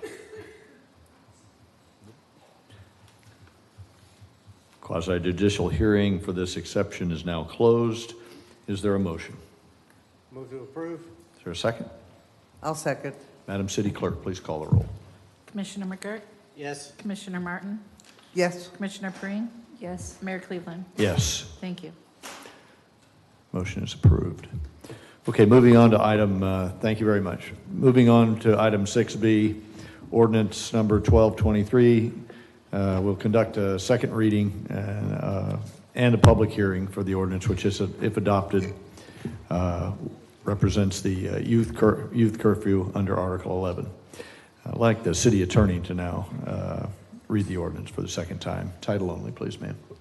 Ordinance number 1223, an ordinance of the City of New Smyrna Beach amending the Code of Ordinances, amending Chapter 54 to create Article 1 offenses and Article 2 youth protection curfew, establishing a youth curfew pursuant to Florida statutes 877-20 through 877-25, providing for codification, providing for public hearing, providing for conflicting ordinances, providing for severability, and providing an effective date. Prior to turning this over to Interim Chief Feldman, I just wanted to address, some of you all received an email concerning the constitutionality of the curfew law, and attached to your email was an article regarding juvenile curfews that were adopted in Tampa and Pinellas Park. So there was a court case challenging the ordinances that were adopted in Tampa and Pinellas Park back in 2002. The juvenile, the case law refers to it as JP. He was successful in getting the ordinance deemed unconstitutional. The state appealed to the second DCA, who upheld the ruling that it was unconstitutional, and it was appealed one time further to the Florida Supreme Court. And while the Florida Supreme Court upheld the second district court's ruling that it was unconstitutional, the case that they issued set forth guidelines that helped determine how to draft a constitutional ordinance. So we cite that case in our whereas clauses that helps us adopt regulations and standards which are narrowly tailored so as to advance the public interest deemed by the city as compelling. So it's in compliance with that case. Additionally, the Florida statute set forth the standards that we adopt our ordinance in compliance with, and that has been tweaked over the years, the last time being in 2011, well past the 2005 court cases. So there's no concerns with the constitutionality of this ordinance. And with that, I'll turn it over to Chief Feldman. Thank you so very much. Go ahead there, Chief. Okay.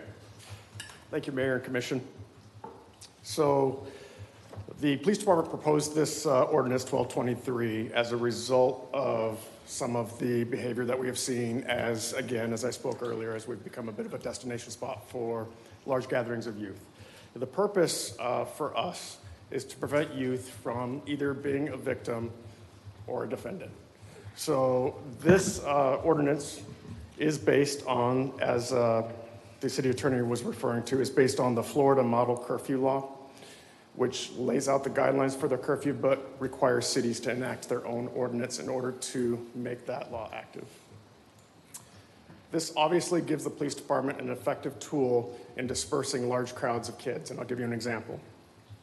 Last year, during July 4th, we no longer had the emergency curfew, and we had several hundred youth congregated at the end of Flagler Avenue. The beaches had closed, all the youth came up onto the hardtop, and they were in the street, on the sidewalks, and in those parking lots. I was out there with my officers, and as it got dark, we lost the ability to effectively patrol and maintain safety. At one point, the youth started throwing firecrackers at the police officers, including an M80 firecracker. So I don't know if you've heard one of those go off next to you in the dark, surrounded by hundreds of kids, but it's unsettling even for my officers who are highly trained. It was because of that we started exploring options to give our officers the ability and authority to disperse those crowds. And while this doesn't solve everything up to 11 o'clock, it does allow us to engage the youth like we did last year during spring break, during the emergency ordinance, and educate them that, hey, just make sure you guys are on the way out. and that you're, off of this area in Flagler Avenue by 11 o'clock. And they did comply last spring break. It was an effective tool. And to put that in perspective, a large crowd of youth who have congregated at the end of Flagler Avenue in a public place, we do not have the ability as a police department to disperse them. They're not doing anything illegal, and under the cover of darkness, it's very difficult for us to identify who the troublemakers are as they disguise themselves in those crowds. We'll be a little bit better off this year with additional technology, but of course, this would be an effective tool in addition to that. I want to remind the commission, this is a discretionary tool. This does not mean that our police officers are going to spend their time trying to identify youth who are out past 11 o'clock. In fact, this curfew has very specific carve-outs for youth who are coming to and from work, to and from school, running an errand for their parents, responding to an emergency, going to church. So in short, it's going to allow our officers to identify those kids that are just in a place that they shouldn't be. And of course, in an effort to remove them from a situation where they can either be victimized or again, end up as a defendant and doing something that is going to affect their future.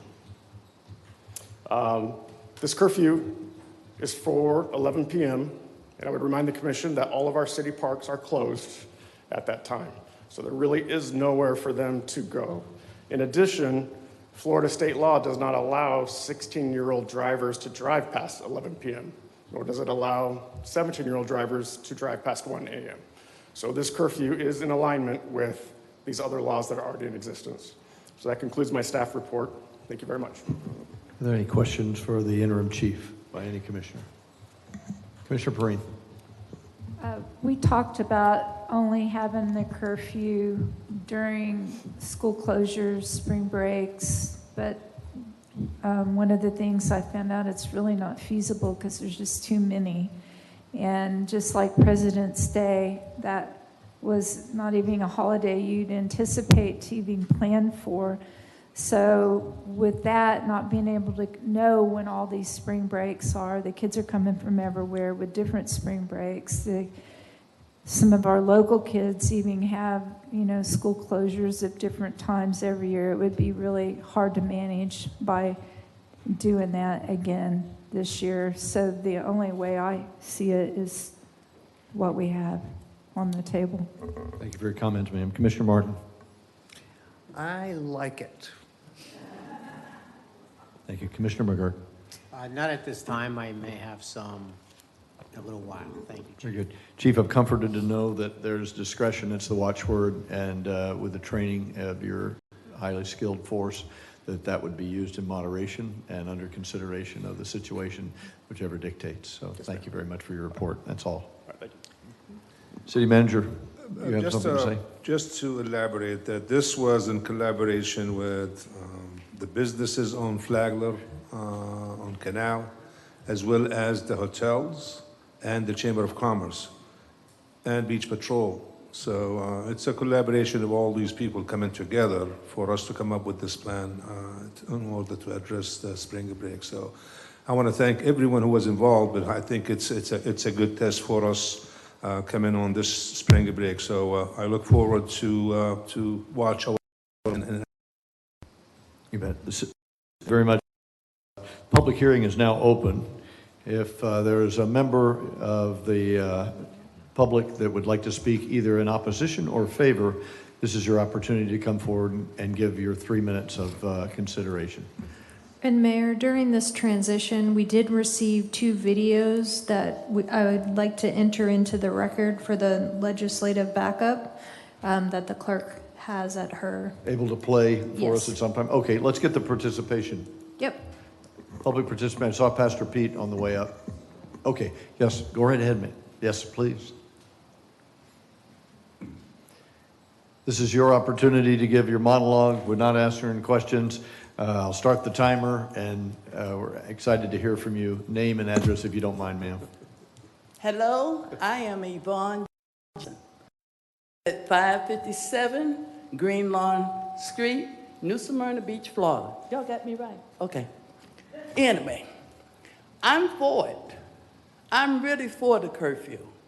But I got to get you all to understand that our kids at the Housing Authority, we keep them under control because we have notified the parents that if you don't keep your kids under control, it is grounds for you to be put out. We got to go back to the old time. Like I told y'all last time, I was arrested for curfew.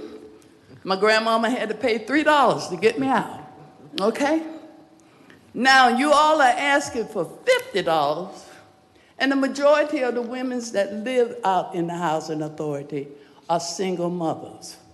So is there any kind of way that y'all can work that thing out where they won't have to come out of their pockets?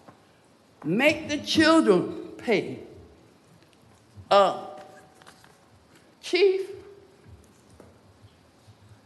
that's a good police department because anytime we call them, they come out. They come out. I got to give them credit. I got to give you your flowers while you can smell them. The thing is, New Smyrna, I've been here, we ain't gonna talk about it. But anyway, I've been here a long time. And back in my days, the village raised the children. When my child was out of place, my next door neighbor had my rights given to her to handle it. And then when I came home, I handled the rest. And that's where we got to get those parents to understand, and that's where we work it. Now we have a program, ROSS, Resident Opportunity Self-Sufficiency. We're working with the parents. We want our kids to be the next group of generation. Now, but anyway, I want you all to know we back you all the way for the curfew. We back you. But I'm going to pass out some of my business cards. Now, it might be tiny writing, but I'm a powerful woman, okay? All right. So thank you all for letting me speak. And if we can do anything through the Housing Authority, you got us, okay? Thank you, babies. Thank you so much, ma'am. Appreciate that.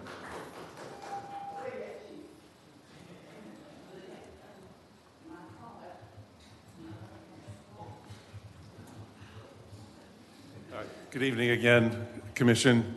David McKenna, 216 Normandy. I think you know that I'm totally in favor of the curfew. And I had the privilege a couple of weeks ago to sit down with Chief Feldman, and I always like to say this, and Captain Kirk, and hear from them firsthand how they are planning to strategize much of what we heard tonight.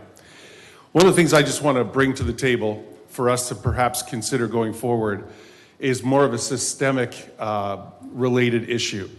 And that is that we have multiple school districts letting out for spring break at the exact same time. We have, because of that, an influx of high school students coming to New Smyrna Beach because where else would you want to go all at the same time? And I just wonder if there's a way in which we can appeal to those school districts to stagger their spring break let-outs so that we are not inundated all at once. Now, probably Chief is saying, well, wait a minute, we could contain this for 1 week. Why would we want to spread this out over 4 or 5? And that's something obviously that would have to be considered, is if we could really look at what those numbers could possibly be and respond accordingly. But I do think, looking back at last year, that part of the problem was not only were we not prepared, but we were not prepared for the number of students that descended upon New Smyrna Beach all at once. And so perhaps part of dealing with that from a systemic standpoint would be to appeal to those other school districts. So thank you very much, and I'm looking forward to battening down the hatches in a couple of weeks with all of you. Thanks. Thank you very much. Appreciate your comments, sir. Becky.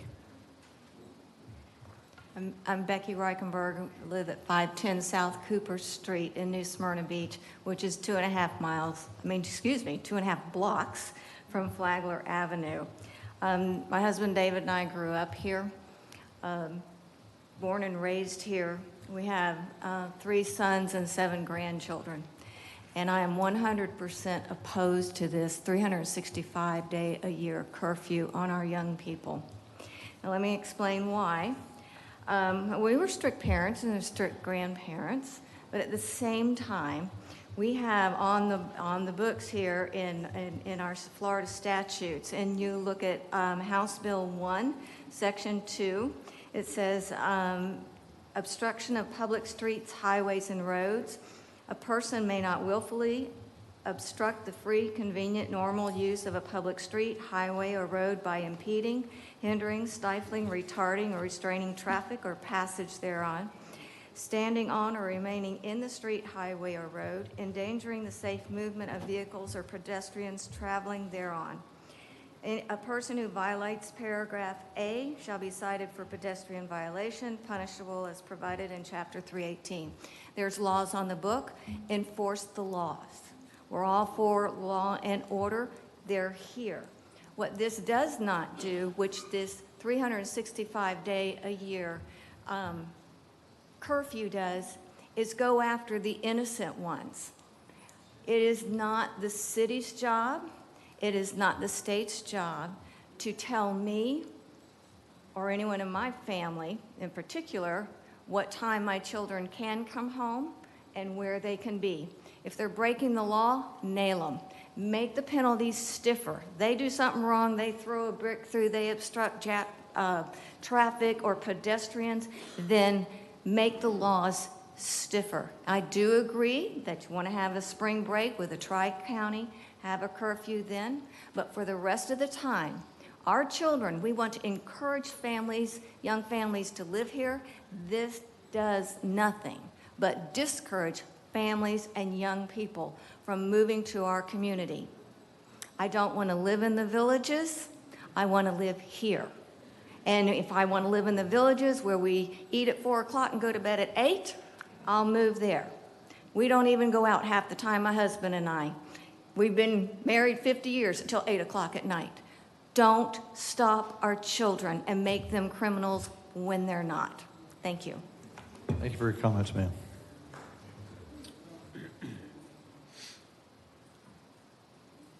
Dave. I'm David Reichenberg. I live at 510 South Cooper Street, and I'm here in support of my wife and our objection to this ordinance being a 365. I'm not against curfews.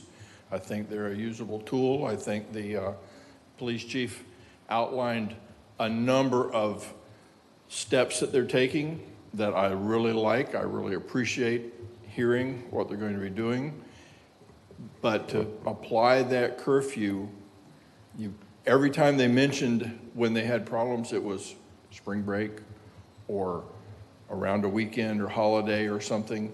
But it's not every day of the year that you have problems, and you're going to make 17-year-olds and under curfew breakers if they're dishwashers at the Garlic and they get off work. I understand that that's not a crime, but the officer who sees them driving or walking home after 11 o'clock is going to have to stop them and ask them, what are you doing out? Do your parents know? Are you going to call them? It's going to become a problem, and it makes a person, they see a cop around, they're going to start running, and that's going to attract a different kind of attention. You're making a problem. The old saying that I've heard, we got termites, don't use a blowtorch to burn down the house. Take care of the problem. Arrest the troublemakers, identify the troublemakers, the new camera systems, etc. that they're talking about, spot on. And if it was my son or my grandsons or granddaughters out there, take them to jail and charge them for the crime. But the crime shouldn't be it's 11:05 and you're not home. Thank you. Thank you for your comments, sir. Pastor Pete. Pastor Pete, Bethel Baptist Church, 1407 West Enterprise Avenue, also a resident of 615 Washington Street, and a proud father of 5 boys, 1 girl, and 3 grandbabies. So when I first got this news, I was frantic, I was upset, I was hot, I was mad. I was like, heck to the no, we ain't doing this. Then I read it, I thought about it, calmed down. I realized it's a good thing. I was shocked. Oh my God, I like it. Then I started talking to people. But then I read it. It's schizophrenic. And I'm not gonna try to repeat what everybody's saying, but it's saying we wanna protect our kids, but then we're restricting our kids. We got a governor walking around here talking about this a free state, right? But now we're oppressing and restricting our kids. When them parents stood up just then, they encouraged me to understand that I don't have to say what they just said. We need to slow down a little bit. It's a knee-jerk reaction to a situation. The chief just read off, and I just made notes. I'm all off mine. He talked about Flagler Avenue, Flagler Avenue, Flagler Avenue, businesses on Flagler Avenue, Flagler Avenue. I'm worried about the summertime when there's nothing to do. Everybody know it. I said it since I've been here, 16 years. Tell me what is there to do for a 16-year-old New Smyrna Beach West Side. The Babe James Center, they close it during the times when the kids are out of school. So the kids are locked up in the house all day. They try to make these little programs where you got to come in there and they raise money. We got Friends of Babe James, we got this and another. But yeah, I just went in there the other day when school was out and they already got advertisements for when school be out in spring break. I think it's $35, $55 you got to pay for it to go there. So it's going to be limited. There are no activities here. There's no places for kids to go. So now you're going to lock them up all day when it's 105 degrees outside, and then in the best time of the weather when it's 70-something degrees outside, you're going to tell them to go back in the house. Yeah, I'm with the parents that just came up here. You know, yeah, spring break, you chasing some kids out there throwing roosters off the roof. Make an ordinance that say don't throw roosters off the roof. But don't make an ordinance that say all the kids in the city of New Smyrna Beach need to be in the house by 11. Unfortunately, Commissioner know I'm about to say this. This is not Ward and June Cleaver, nor is this Cliff and Claire Huxtable. We got real families, we got real issues. I think the point that the gentleman was making, that when my son gets off of work from washing dishes, he's been working all day. He should be able to go and hang out with his friends in his community. I don't live on Flagler. But yes, I'm a police chaplain. I had to change the shirt because I didn't want Chief to say nothing to me later. But I support the police. I support law and order.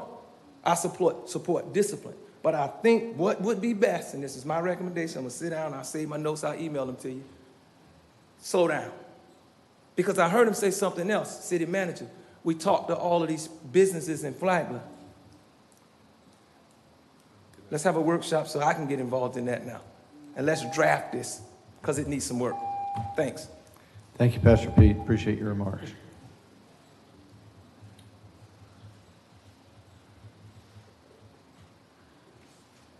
Good evening. Reverend Coates. City good evening. Commissioner, Mayor, and to the residents of New Smyrna Beach. My name is Neil Coates, Senior, born and raised in New Smyrna, live at 202 Hickory Street, New Smyrna Beach, Florida.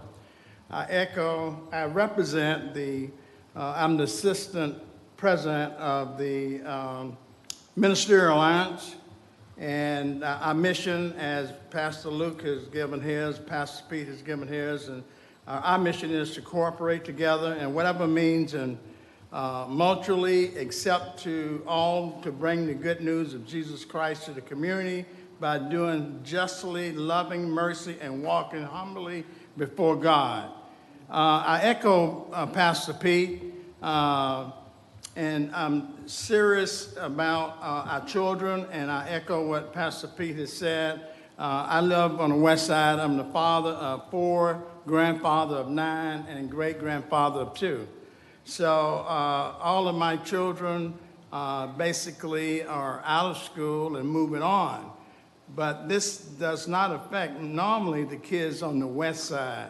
I truly believe that we need to do something. I believe in law, and I believe in order. I believe that we should enforce the laws for the people, not of color, not target on the high rate the rest of the population. We want to make sure and very sure that that is not the case. We would like to request enforcement stats be provided to the Ministerial Alliance so we can make sure and very sure that there's no patterns of perception of bias in this situation. Truly against this curfew.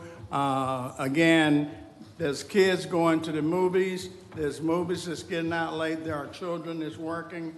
And I have children that's involved in a lot of the community, civic as I was, and I'm against the curfew. Thank you very much. Thank you, Pastor Coates. Appreciate your comments, sir. Good evening, Mayor and Commissioner. I am Pastor Jacqueline Cockerham, pastor of New Mount Zion CME Church, 901 Enterprise Avenue, where I've been serving for 12 years here in the beautiful city of New Smyrna Beach. I am also the secretary of the West Side Volusia Ministerial Alliance, and I oppose of Ordinance 1223, imposing a curfew on our youth. I have reviewed the stats, and they do not support or justify this proposed ordinance for youth curfews at this time. Does those stats reflect how many residents, how many of those are residents and how many are visitors or tourists is my question.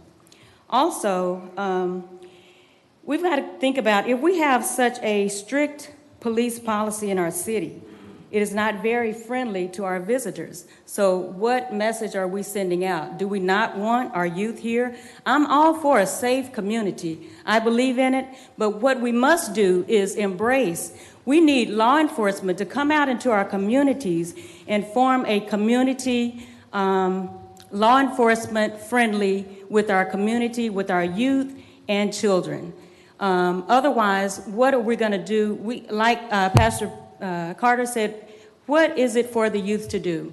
And then during spring break and during their time out, many of our youth, instead of going out of town on a vacation, they have to go to work, and they choose that time to work longer hours. So what are they going to do when they have to get off their jobs past 11 o'clock, whether they're driving or whether they are walking? What are we opening up here? So I deeply oppose of this ordinance. We also should consider the economic impact on the city where people are coming in but being ran off due to our strict policing. What message are we sending? So 11 p.m. curfew is unreasonable, I think. There are youth that go to work. We should penalize those who are committing the crimes instead of our residents who are good citizens. Thank you for your time. Thank you, preacher. Appreciate your remarks.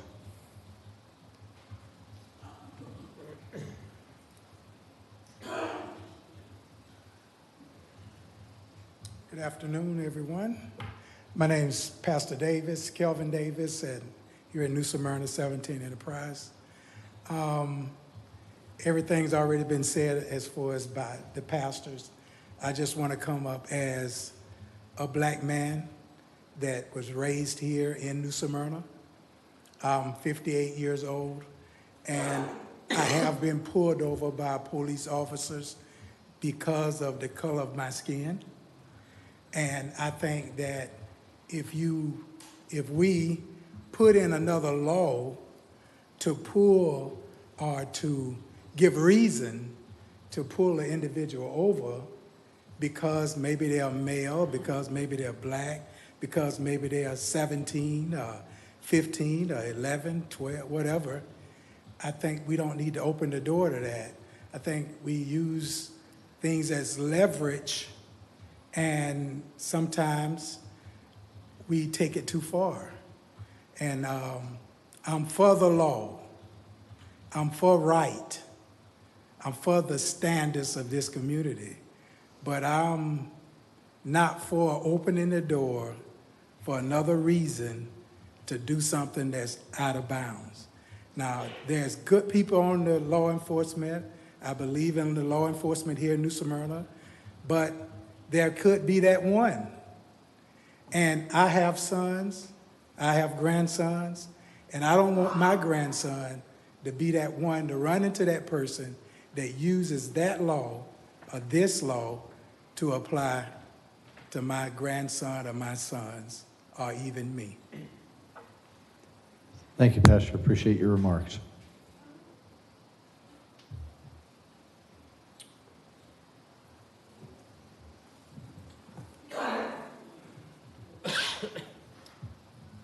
Terry. Good evening. My name's Terry Stevens. My wife and I, Virginia, own the Seahorse Inn on Flagler Avenue. I just wanted to say, a year ago today, I had been in this community only 8 or 9 months. I love the community already. But a year ago, not today, but a year ago, last year, I sat in the parking lot of our motel for 7 days from about 6 o'clock in the evening until 2 in the morning the first few days. After that, the curfew was put in effect, and I was able to go to bed midnight, 1 o'clock. The curfew is just a tool, and it's a tool that I feel that your law enforcement people have to have in their tool chest. All my interactions with the law enforcement people here, and we see them on Flagler Avenue on a regular basis. It's been my opinion that they're very, very reasonable. They use a lot of discretion, far more than what I would use. I've seen them, help someone who's obviously inebriated. They've helped him back to his room rather than arrest him. The problems that we have are mostly people who come into town, but that's who we have to pass the law for. We have to pass the law for whoever's here. We're not saying there's a curfew just for the kids that live in New Smyrna Beach. We're saying that there's a curfew for everybody. And the problem has been everybody. Very few of the perpetrators, if you want to call them that, were from New Smyrna Beach. They were from other areas. So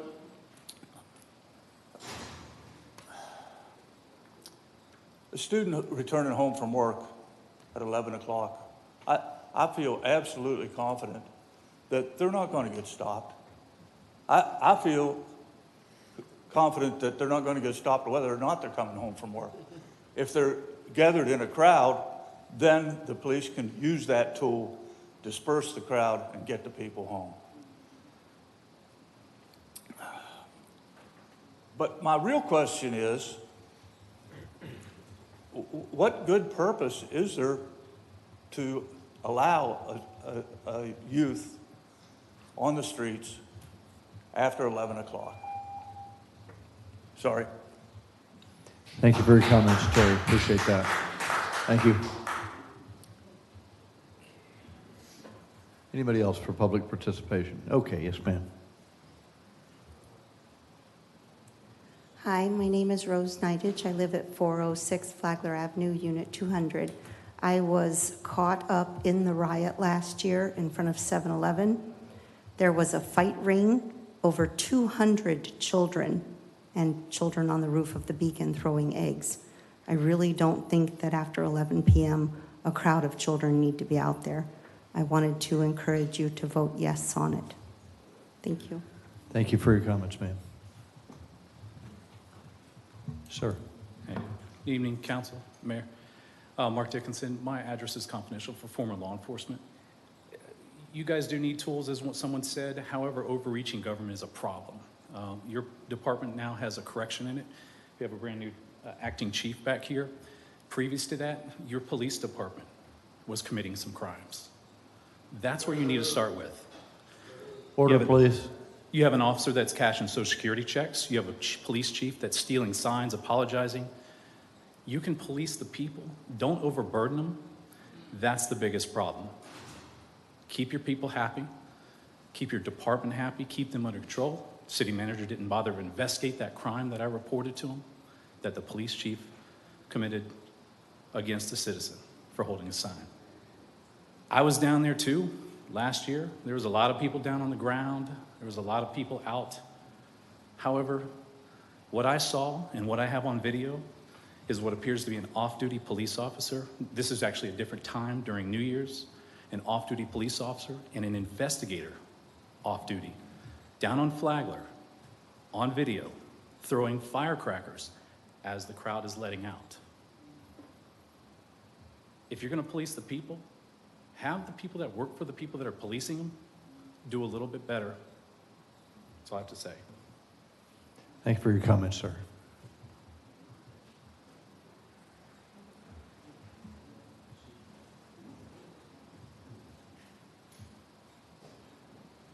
Hello again.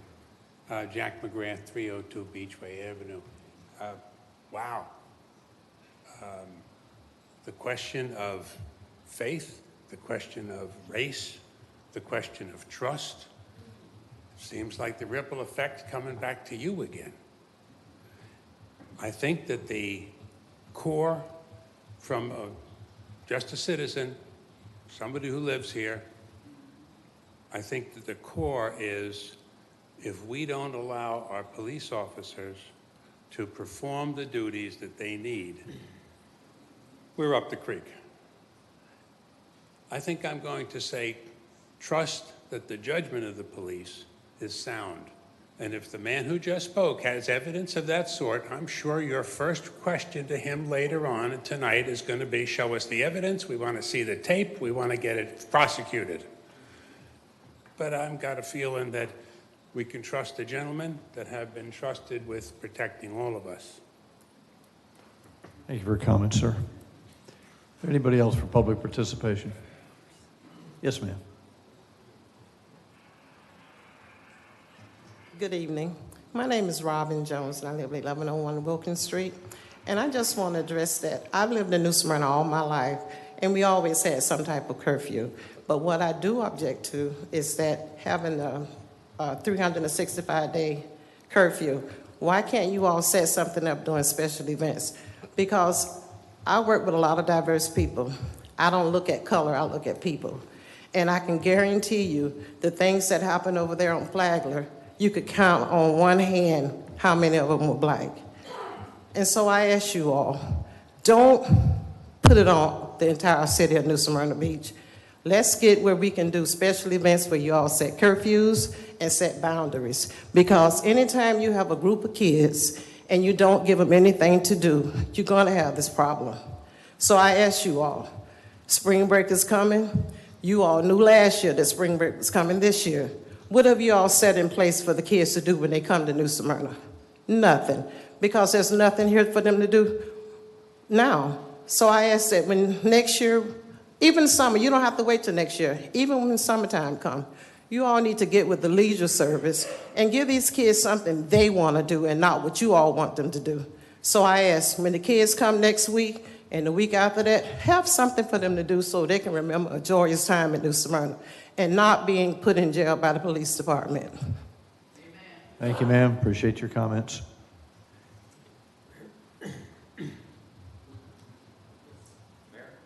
Yes. Jess Romero, 7 South Cooper Street. I am for the curfew.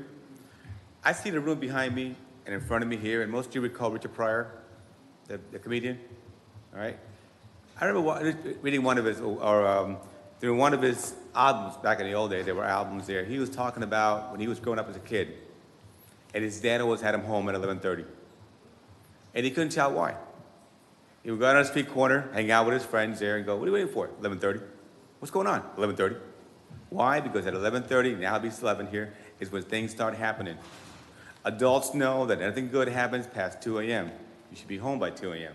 Bars close at 2 a.m. All activities happens after those hours here. We have rules for a purpose. If we don't start making these rules now, what's going to happen in the future? Things are going to get out of hand.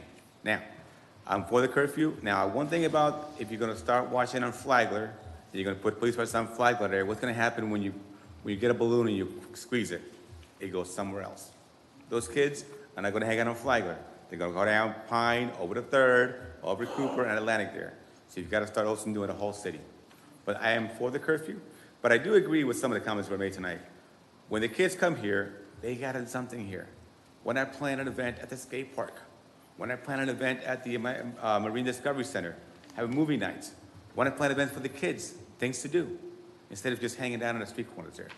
That's all. Thank you. Thank you for your remarks, sir.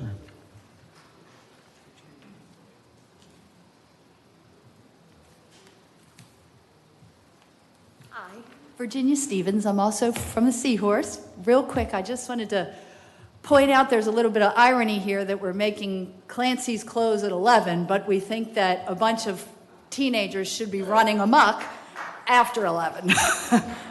So Order, I please. think there, and as far as the people saying that there was a lot of problems with kids coming home from work and stuff, I'm not sure, because I think that we heard that written into the curfew is you're allowed to be on missions and coming home from work. So I don't think that's an issue either.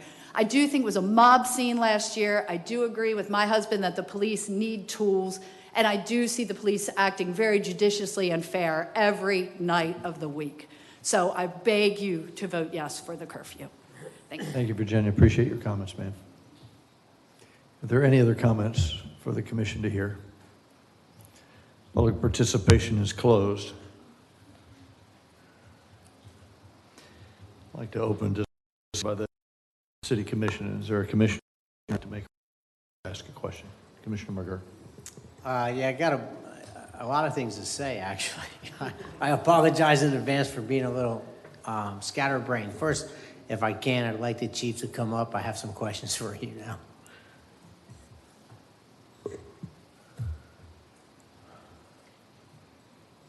Chief. Commissioner. Thank you for coming up.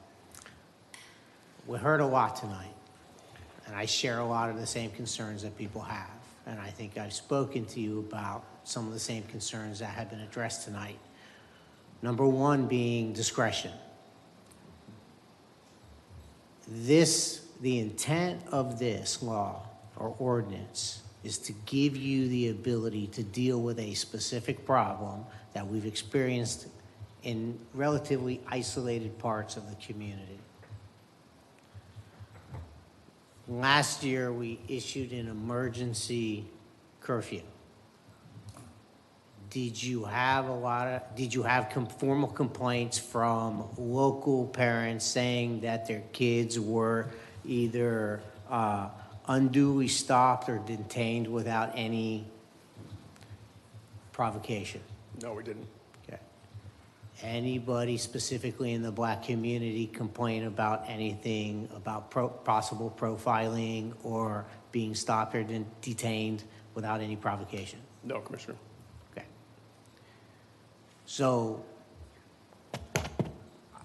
I saw what happened. I've seen many of the videos, and I am deeply disturbed by them simply because and due to the safety of our residents. Kids are going to be kids. We're all teenagers. We all either participated or saw some form of it as we were teenagers or in our youth, growing up. There's always a few bad apples that will start inciting and instigating an issue. So again, I'm going to bring this back towards the intent of the curfew.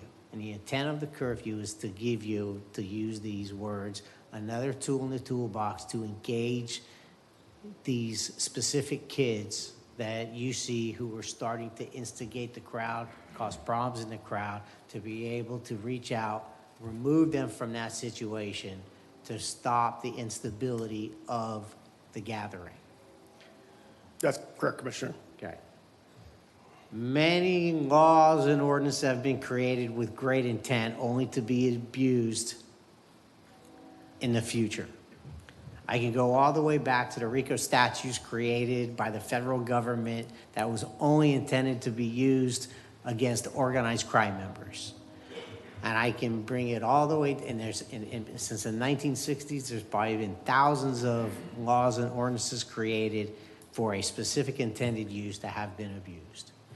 And I want to, and I'm specifically discussing this because I think really what I'm hearing from the community is we're going to give you, if it is approved tonight, a law that has far-reaching possible implications.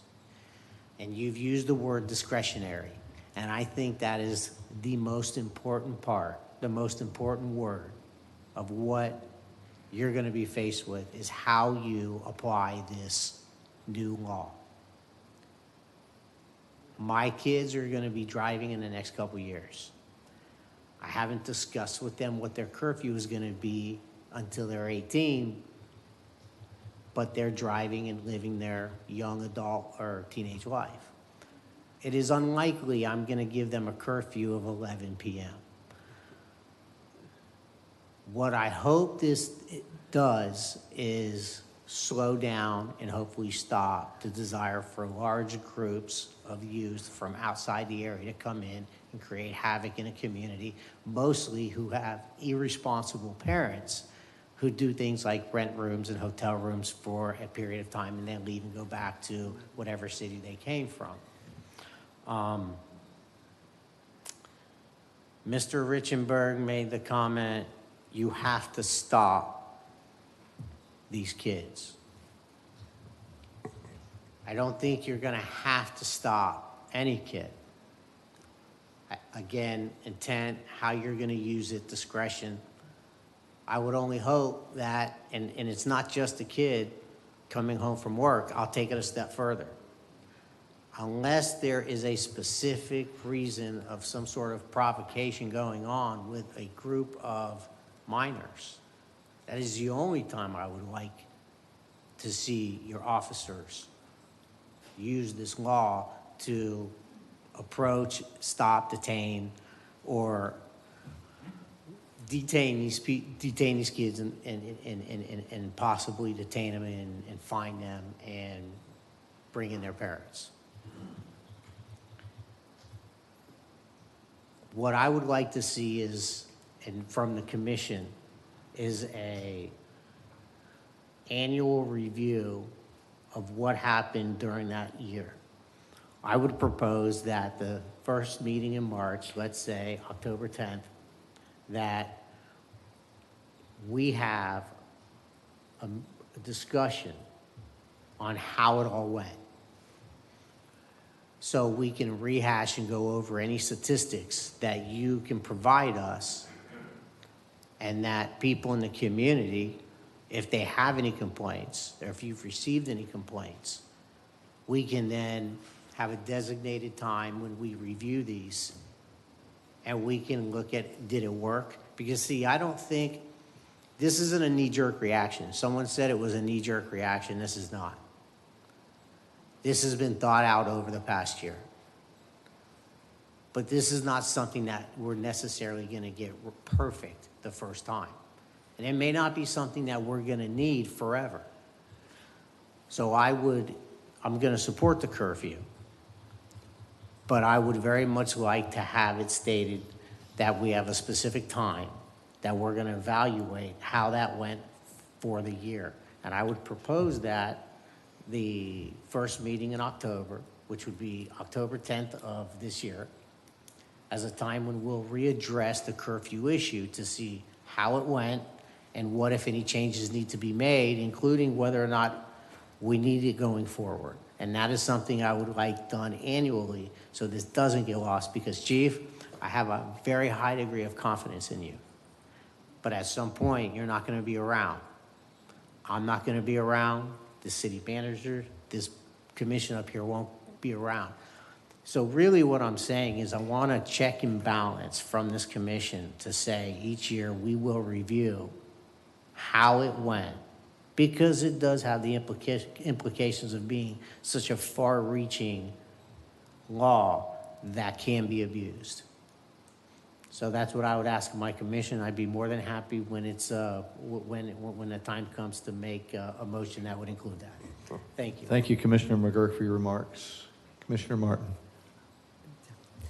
Were there any moving car stops during the last curfew? Not for the curfew violation, no. Okay, thank you. So that's not generally what's happening, stopping kids in cars. Okay. Just a note that there is a community service option that can be given by the magistrate. Carrie, help me with this. In lieu of the fine, tell me, get it right. So two different comments. One of the public comments regarding fining the single mom. So there's a distinction. So a parent has to knowingly let their child violate the curfew in order to be fined. So if their kid is out and they don't know it, the parent will not be fined. The child will be fined in that instance. So the second part of this is on first reading.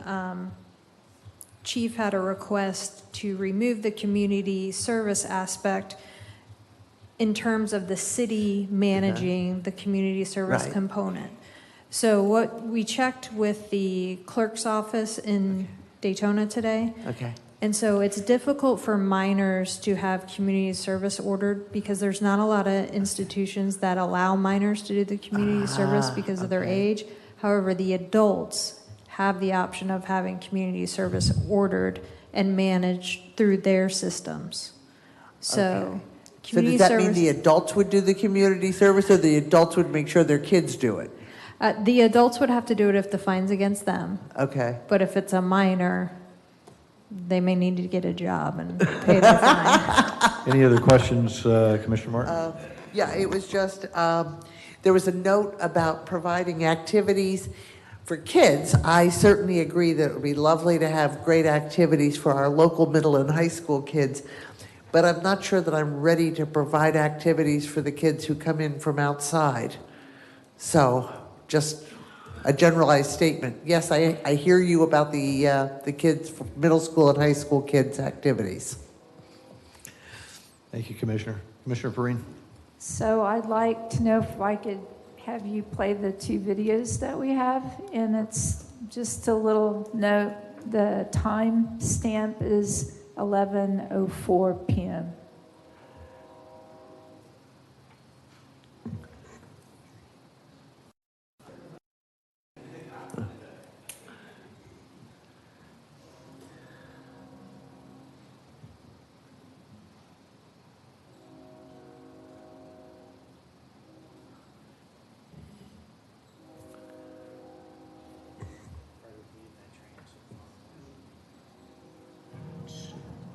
Hold.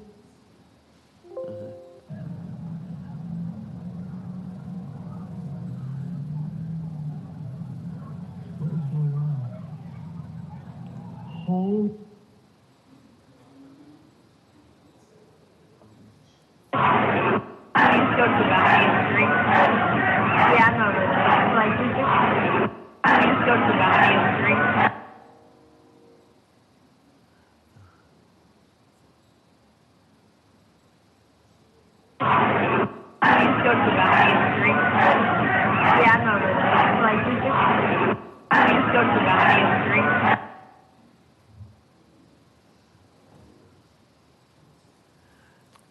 Thank you. Is that it, Kelly? So I was there on the 4th of July, and I witnessed this.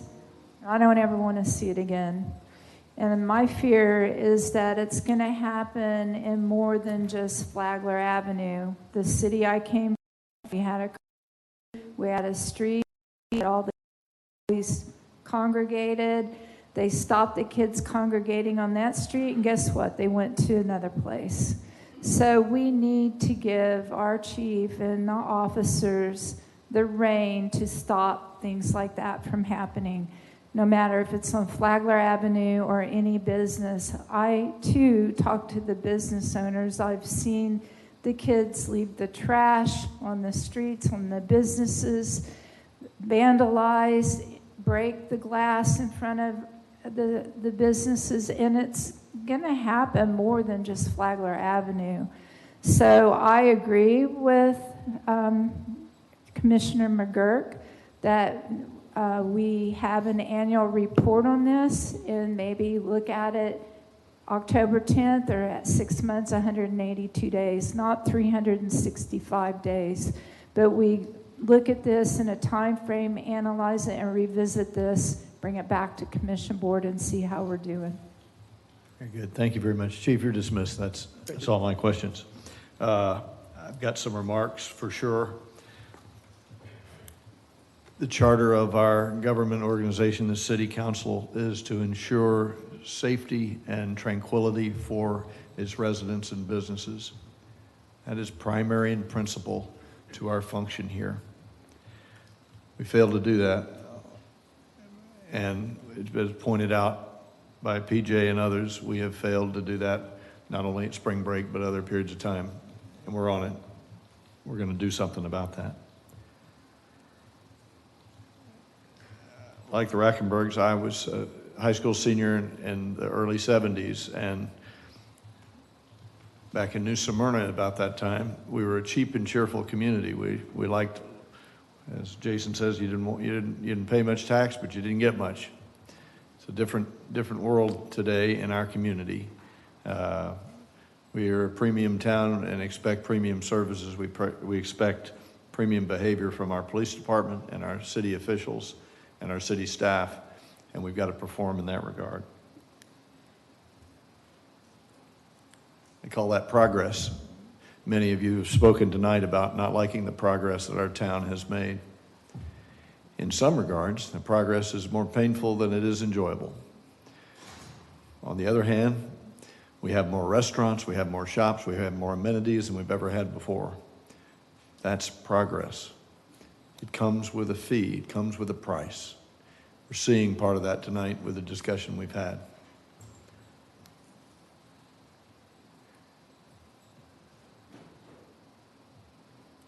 Parenting is not the same as it once was. Different day and age. Our children are not the same as they were.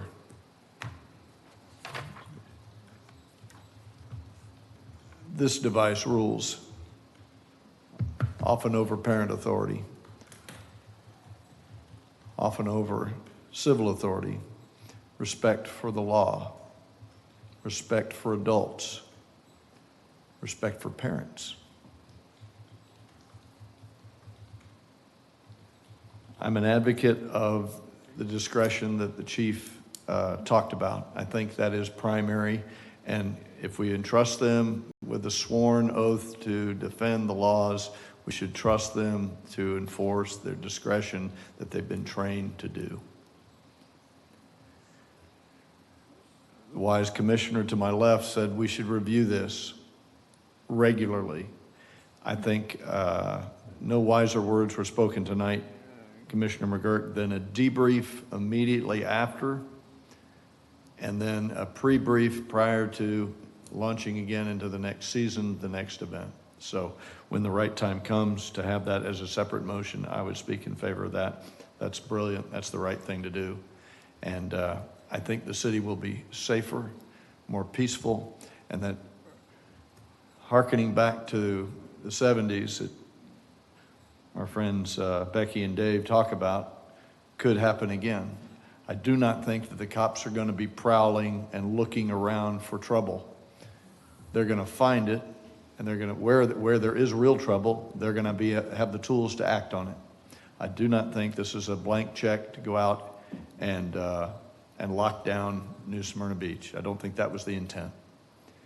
And that review that we have regularly will ensure that. Those are the balance of my questions. Do I have a motion? Motion to approve with 6-month periodic review. Very good. There's a motion. Second for discussion. Second, and now we will discuss. So you say 6 months, but if we, I think the idea is go through this season. We'll go through the summer. We'll go through Labor Day. I don't want to miss that. So I don't want to do it too early. So I want to get basically, if we get into October, you get into the holidays of Christmas, Thanksgiving and Christmas. That's a fair statement. And then I start thinking, the reason I picked the first meeting in October is because it's after everything has happened. It gives some time for reports to be generated, but it's not in the holiday season yet.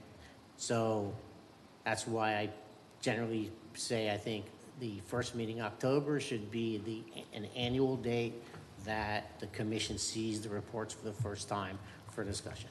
How about Parliamentarian point of order, if I might. The ordinance should stand as is, and if we want to, at least a weekend at any time, say we want to review, and we can turn the ordinance off by a vote of the commission or modify it at any point. I would not want to complicate the straightforward motion that we've got on the floor. So if you don't mind, amend your motion to approve as written. So you I want make a the sec- motion to approve ordinance 1223 as written. Second for discussion. Second in discussion. So you want the review to be a separate motion? I think that's wise. Okay. As you proposed. I second it. Thank you. Okay, we have a motion to approve and a second. Any further discussion? Commissioner Perine? City Clerk, please call the roll. Commissioner Martin? Yes. Commissioner Perine? Yes. Commissioner McGurk? Yes. Mayor Cleveland? Yes, motion carries. So I'd like to make a motion that on the first meeting of October, the city commission will see for the first time, will have on the city commission agenda, an agenda item reviewing the current year's curfew ordinance to evaluate statistics and a discussion on if any changes need to be made. There's a motion to review as stated by Commissioner McGurk. Do I have a second? Second. Further discussion? Madam City Clerk, please call the roll. Commissioner Perine? Yes. Commissioner McGurk? Yes. Commissioner Martin? Yes. Mayor Cleveland? Yes. Thank you. That motion carries as well. Okay, we'll proceed on now with item 8C, which is the ordinance number 13-23, excusing the city commissioner's absence at regular commission meetings. City Attorney, please call the, not call the roll, please read the ordinance for the second time. Ordinance number 1323, an ordinance of the City of New Smyrna Beach amending the Code of Ordinances, amending Article 3, Section 2-86 to clarify the excusal process for city commissioner absences from meetings, providing for codification, providing for public hearing, providing for conflicting ordinances, providing for severability, and providing an effective date. Is there any further, Carrie, do you have a report of sorts you'd like to clarify? Sure. We don't often have absences, so we get a little rusty on the processes, and sometimes we forget, oh, we need to vote on this. Section 2.06 of the charter states that a mayor or commissioner forfeits his or her office if the elected official fails to attend 3 consecutive regular meetings of the commission without being excused by the commission. So we have a process in place for the excusal of appointed board members, but it's kind of silent as to how we excuse commissioners. So essentially what we've done is made a parallel process for the way we excuse appointed board members and how we excuse city commissioners. So it's done by a vote of you all and using the same grounds that are used for appointed board members. So it just kind of puts it in the code front and center so that there's a process that we can follow. Very good. Thank you for the clarification. The public hearing is now open. Is there anyone from the public that would like to speak in opposition or support of this matter? Seeing none, the public hearing is closed. Is there a motion to approve? I'll make a motion to approve ordinance 1223 as written. Thank you, ma'am. Is there a second? 1320. Second. 1323 has been moved and seconded. City Clerk, please call the roll. Commissioner Martin? Yes. Commissioner Perine? Yes. Commissioner McGurk? Yes. Mayor Cleveland? Yes. Thank you. Moving on to Section 9 ordinances, we'll have the first reading tonight just for the review. This is a trio of ordinances allowing annexation. We'll vote on them separately at the next reading, but in the meantime, City Attorney, will you please read them for the first time? Is it all right if I zip through them? Okay. Ordinance number 1423, an ordinance annexing into the City of New Smyrna Beach 0.2 plus or minus acres of property located on the east side of Ingham Road, north of Field Street, addressed as 307 Ingham Road, providing for redefining boundaries of the city, designating the property within Commission Zone 1, provided for public hearing, providing for required filings, providing for conflicting ordinances, providing for severability, and providing an effective date. Second reading and public hearing will be March 14th, 2023. Ordinance number 1523, an ordinance of the City of New Smyrna Beach amending the comprehensive plan, changing the future land use designation of .2 plus or minus acres of land located on the east side of Ingham Road, north of Field Street, addressed as 307 Ingham Road, from Volusia County urban medium intensity to city medium density residential, providing for amendment of the associated comprehensive plan maps to show the area incorporated into the city, providing for public hearing, providing for conflicting ordinances, and providing an effective date. Second reading and public hearing will be March 14th, 2023. Ordinance number 1623, an ordinance of the City of New Smyrna Beach rezoning .2 plus or minus acres of property located on the east side of Ingham Road, north of Field Street, addressed as 307 Ingham Road, from Volusia County R4A urban single-family residential airport overlay to City R2A single-family residential airport overlay zoning district, providing for conflicting ordinances, providing for severability, and providing an effective date. Second reading and public hearing will be March 14th, 2023. I'd like to thank Madam City Clerk for reading those. I appreciate that and their completeness, and a reminder that on the 14th of March, we'll have the second reading. Move on to boards and commissions. There's a parking task force under consideration. Madam City Clerk, do you have a report for us? Yes, originally I had this planned for this evening and wanted to ask Commission. I received 2 additional applications from residents, and there's 1 pending, I believe. For a total of how many have you got, Kelly? I had 10 on my staff report. There's 2 additional here that I've just received recently, and Commissioner McGurk knows of a resident that wanted to apply. So, What's the commission's will on this? I would like to table it for next month. We have a motion to table it for next month. Is there a second? Second. There's a second, and is there discussion?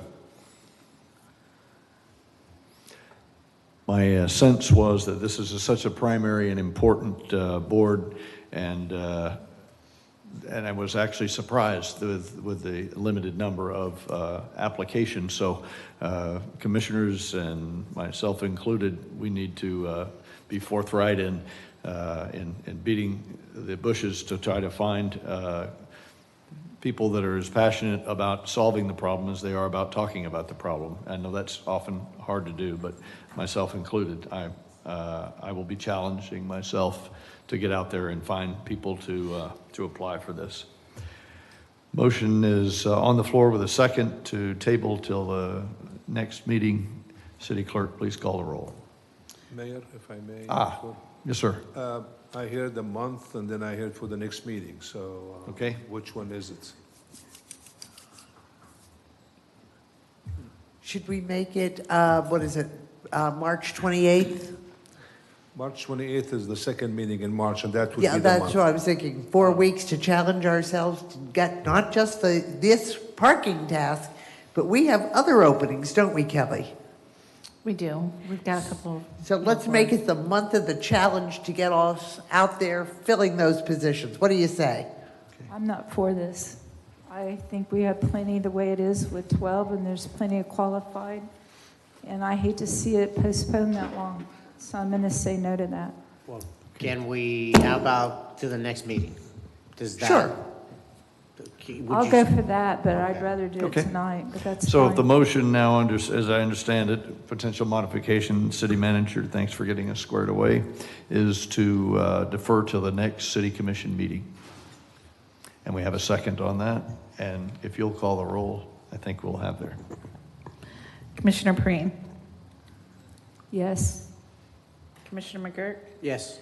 Commissioner Martin, Yes. Mayor Cleveland. Yes. Thank you very much. Appreciate the vote and the discretion here. May I add the agenda for the March 14th agenda will publish a week prior. So it won't be a full week, or it won't be a full 2 weeks from this evening. It'll be just 1 week to ask your citizens and applicants to put a So we got to application hustle. in. That's your point? Yes, Okay. please. So they could be included on the agenda. All right, very good. Excellent. City Manager, have you got a further report, sir? Yes, sir. I have one item. The commission received a flyer for the Volusia Days in Tallahassee. That is the same time as the city commission meeting on the 28th. So obviously you need to have a quorum. Normally what happens is the city manager goes with the mayor or with the vice mayor or one of the commissioners. So my suggestion is if the commission wants to select one to go to Tallahassee on the 27th and the 28th. Normally we go up and we meet with the state representative. We have applied for several projects. I think it's important for us to show up in Tallahassee, everybody, all the cities actually, and the county, they will be up there. We will schedule some meetings with the representative, and also we will schedule a meeting with the DOT secretary as we promised him when we saw him at the 103 annual event for the chamber in Daytona. So my recommendation is for the mayor to go, but the commission desires whoever wants to go. But I think you need to have at least 4 back here just in case if somebody didn't show up for the meeting.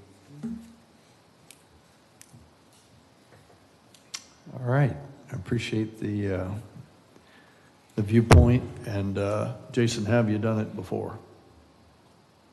How did you make that decision? How did you make the decision before? Well, Khalid, wasn't there, didn't more go than just the mayor? Because Yeah. I remember that it was an option for anybody to go at one point. It is, but the only thing is, they used to have it where there's not city commission meetings, so that was open for everybody to go. With this particular one, it just happened, it's the same day as the 27th and 28th, which you have a city commission meeting. And I think it happened once some long time ago where just one went to that one.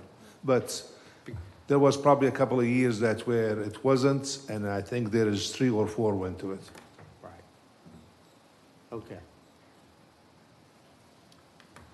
So are you available? Yes. Yes, I've received information from headquarters, sitting in the back of the room, that I'm available, and so happy to serve if that's the will of the commission. So. Need a motion, or how do you do No, that? I mean, it's if he's ready to go, we'll start scheduling the meetings with the state representatives. Okay. Valley, is it good by you as well? Okay, very good.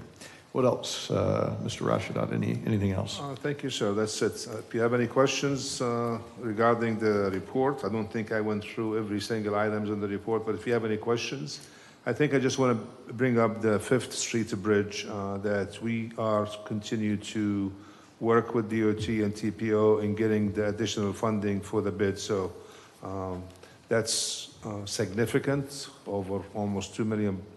So we're working hard because we have 60 days for the bid to be valid.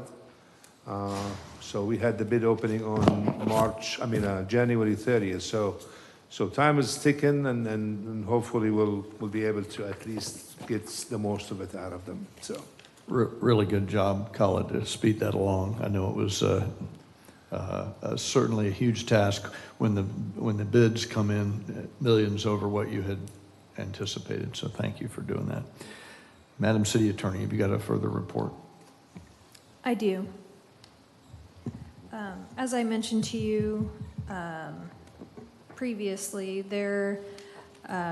Shays, our assistant city attorney, her time is being consumed with one particular case that we have going on. So we obtained a proposed retainer agreement from the Smith Bigman Brock firm to help out in this Airgate commercial eviction. I have that. I sent out the proposed retainer agreement. If anyone needs a hard copy, I have it here. But I'm looking for a motion and a vote on entering into this agreement.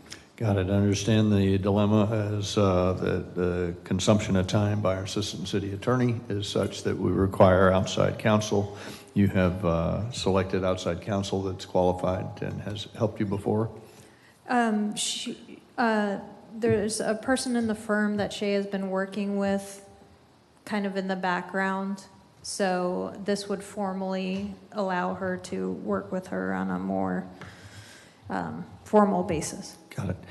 Is there a motion to approve? Is there a dollar limit that is set on this as well? It's a not to exceed 10,000, and at this point, we would only be funding with 5,000 with the potential to add 5,000 to it. Right. And also is the way that this will go is whoever prevails will pay legal fees, or each side pay their own? So that's something we're debating right now. That's a catch-22. So it's an issue we're discussing with the outside counsel. Okay, very good. Is there a motion to approve $10,000 to seek outside counsel? I would make a motion to approve seeking outside counsel with a cost not to exceed $10,000. As to the firm as described by the city attorney. To the firm as described by the city attorney. We have the motion. Is there a second? I'll second. Great. Madam City Clerk, please call the roll. Commissioner Martin? Yes. Commissioner Perine? Yes. Commissioner McGurk? Yes. Mayor Cleveland? Yes. Thank you. Okay. City Clerk, have you got a further report, ma'am? No, I do not. Thank you. Okay, very good. Now time for the commissioners' reports. Commissioner Perine, have you got a report you'd like to share? No, I just know that it does seem more crowded this year than it has in the past years, and the events this weekend were spectacular, but I tried to drive over to Flagler Avenue, and I spent 2 hours in traffic just trying to get across the North Causeway. So I agree, but I don't have any solutions. So I don't know if parking would help or what. That's one of the reasons why I want to speed that up, not any other reason. We have 12 and we only have 7 spots, so I don't want to drag this out and have 25 again and try to figure out how we're going to choose 7 out of 25. That's going to even be much of a challenge as our curfew tonight. But anyway, it was a great event, and our city did a fabulous job with the number of people we did have here. Absolutely. Thank you very much. Commissioner Martin with a report. Let's see, I joined the fire chief, chief manager, and chief engineer at the Florida Department of Emergency Management meeting regarding flood and hazard mitigation. Had a great sound ecology lecture at the Doris Leeper House in Canaveral Seashore. Attended the Volusia County Cultural Alliance dinner, which had a great presentation on the economic impact of the arts that I would love to see have as an agenda item here. Art Fiesta was great, with great blues music from the Pack Rats Men of the Swamp during the Community Partners fundraiser at the Brannon Center. Volusia County Reads, for those who haven't heard about it. Volusia County works encouraging reading and book clubs, and this year, free Project Hail Mary. You go to the library, you get the booklet, you get the book for free, and it's up for discussion. Started hoping to have discussions about code compliance and parking enforcement officers scheduled for nights and weekends when so many offenses occur, and hope that we'll be able to do something with that. And the best part was spending a morning with David Ray surveying the beach and river access points. Khaled was nice enough to share David Ray with me, and we did the perimeter of the island, and to start a plan hopefully to enhance the curb appeal, because it's just shabby out there. Top items. We have threadbare, drooping waterfront loop banners along 3rd Avenue. They are beyond useful life, and since the commission decided at a previous time to hang the banners, I think that they have past their useful life, and so I would like, if I could, to make a motion for this commission to grant us permission to remove the threadbare dragging banners.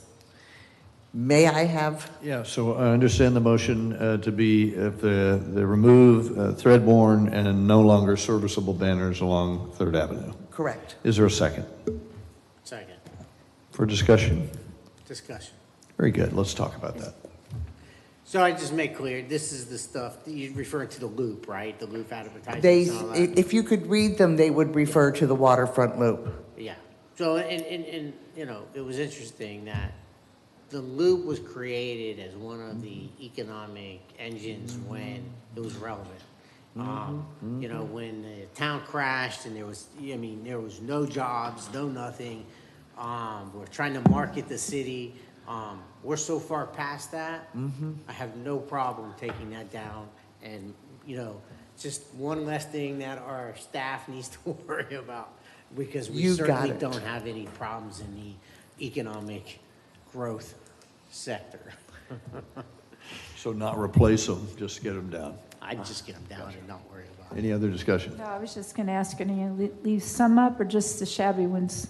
No, I think, I Take 'em all? don't think waterfront loop has the traction that we were hoping for. Let's just take them down and move on.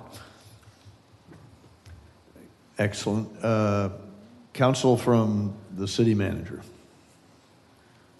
As I mentioned to Commissioner Martin, these banners were put up by a commission decision and a commission approval and a commission motion.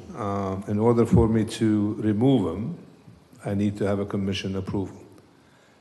I think the banners were doing fine. That's where we are at right now with the economic development. So I'm not sure what the reason why we have to take them down. I mean, if they need to be replaced, that's no problem, but I'm not sure exactly what the reason for why we're taking it down. Are you saying that it's not effective anymore, or? Well, they're threadbare. You can't see them. I don't know if you've looked at them. They're gray. Some of them don't have both grommets on. I don't think we need the waterfront loop, and particularly beachside, when things are beaten up so quickly. It's not clear to me why we would want to maintain them. Yeah.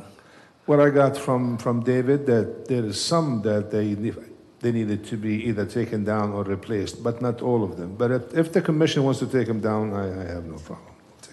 So Jason, coach us on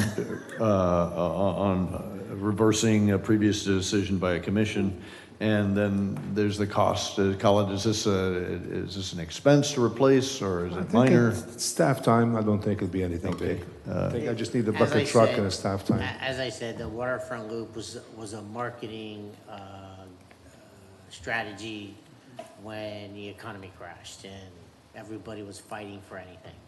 You know, 6.5 dozen the other. To me, I don't, you know, if we vote to keep it up, you know, that's fine. If we take it down, all of a sudden people might come in, oh my God, what are you doing? You know, 6.5 dozen the other. I see no problem with you know, moving on and putting our resources and time to other things, but that's. Yeah, it was all about reversing, you know, the advice we got was be very cautious to reverse decisions of other people who have walked in our shoes previously, but you demonstrate that this is a potential pedestrian, non-consequential item. I didn't even think about the people coming back in saying, hey, why have you taken them down? We can always put them up again.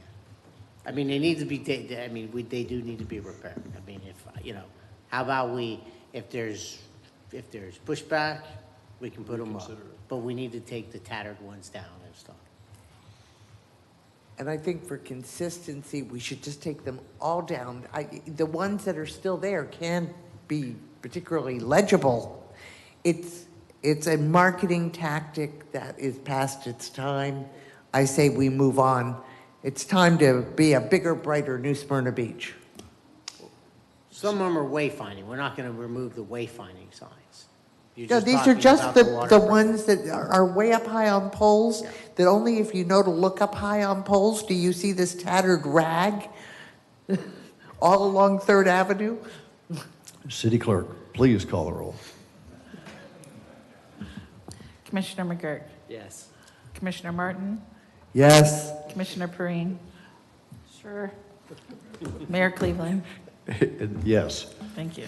Okay, it carries. Okay. Anything else, any further? Last one is I would like, Colin, would it be possible for me to work with David Ray on a comprehensive plan to spruce up the perimeter? I'm looking mainly at those areas where tourists come in, 3rd Avenue, Saxon, Atlantic, Peninsula, to make these the kind of welcoming entrees to the town that makes people glad they've come here. And, you know, that we have a lot of low-hanging fruit that just to spruce up a little bit of paint, a little bit of sweeping here and there would make a huge difference. And I'd like to see that happen for us. Sure. Thank you. That's it. Very good. There'll be some financial impact for that, and so we probably ought to talk about that when the right time comes. Well, before I do that, I will come back with a plan. And so this way, at least everybody knows exactly what we're doing, instead of saying, well, I didn't think that's what you want to do. So we'll come back with a plan and. Exactly, yeah. Very good. Commissioner McGurk. Thank you, Mayor.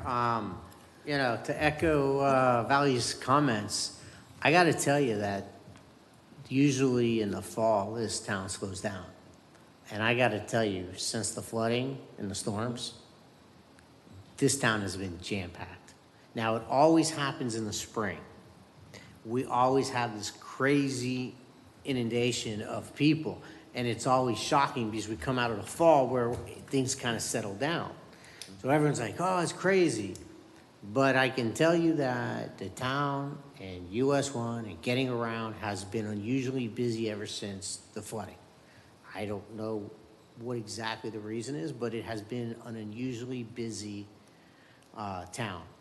80, 90 degrees in February is unique. I probably have to go back 15 years till I remember a, 2002, 2003-ish, something like that, where we had warm Februarys where President's Day was so busy. So the weather's playing a big factor into it, but we've just been incredibly busy. So, I wanted to echo that. It's the irony, it's not people. So I want to get into this brief discussion about public comment and how we can deal with people who come in with bad information, wrong information. You see it. I watch this guy. He pushes open the door after he makes his comment. He's pissed off. He's mad. And he really just didn't have any facts straight. And it's frustrating because you want to be able to communicate with these people. But I'm time after time after time seeing public participants come in, make a statement, and they're just, what they state is either misinformation or just flat out wrong a lot of times. And this is not the place during public comment to get into a debate with them. Certainly when they're upset, you don't want to point out to them that you're just wrong, because all you're going to do is end up getting into an argument. So I recognize that, and I sit there and I say, there's got to be a way to communicate. And the bottom line is, public comment is not necessarily the best place for an individual to come to complain about something. That's why we have email. That's why you have cell phones. I think it would be really good to encourage these people to reach out to their district commissioner. And when the couple came up and talked, the two different people in the couple talk about traffic and parking on Beachside, deja vu all over again. It's not that we haven't discussed it for 15 or 20 years. It's not that we haven't done all kinds of studies, but it would be great to be able to communicate to them.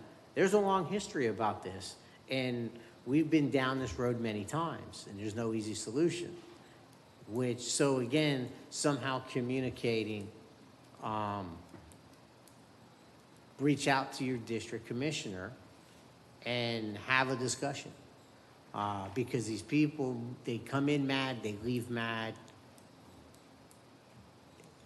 It's something that you can have a 20-minute conversation with them on the telephone or go out and visit them, and you can at least start getting on the path of, the history of it.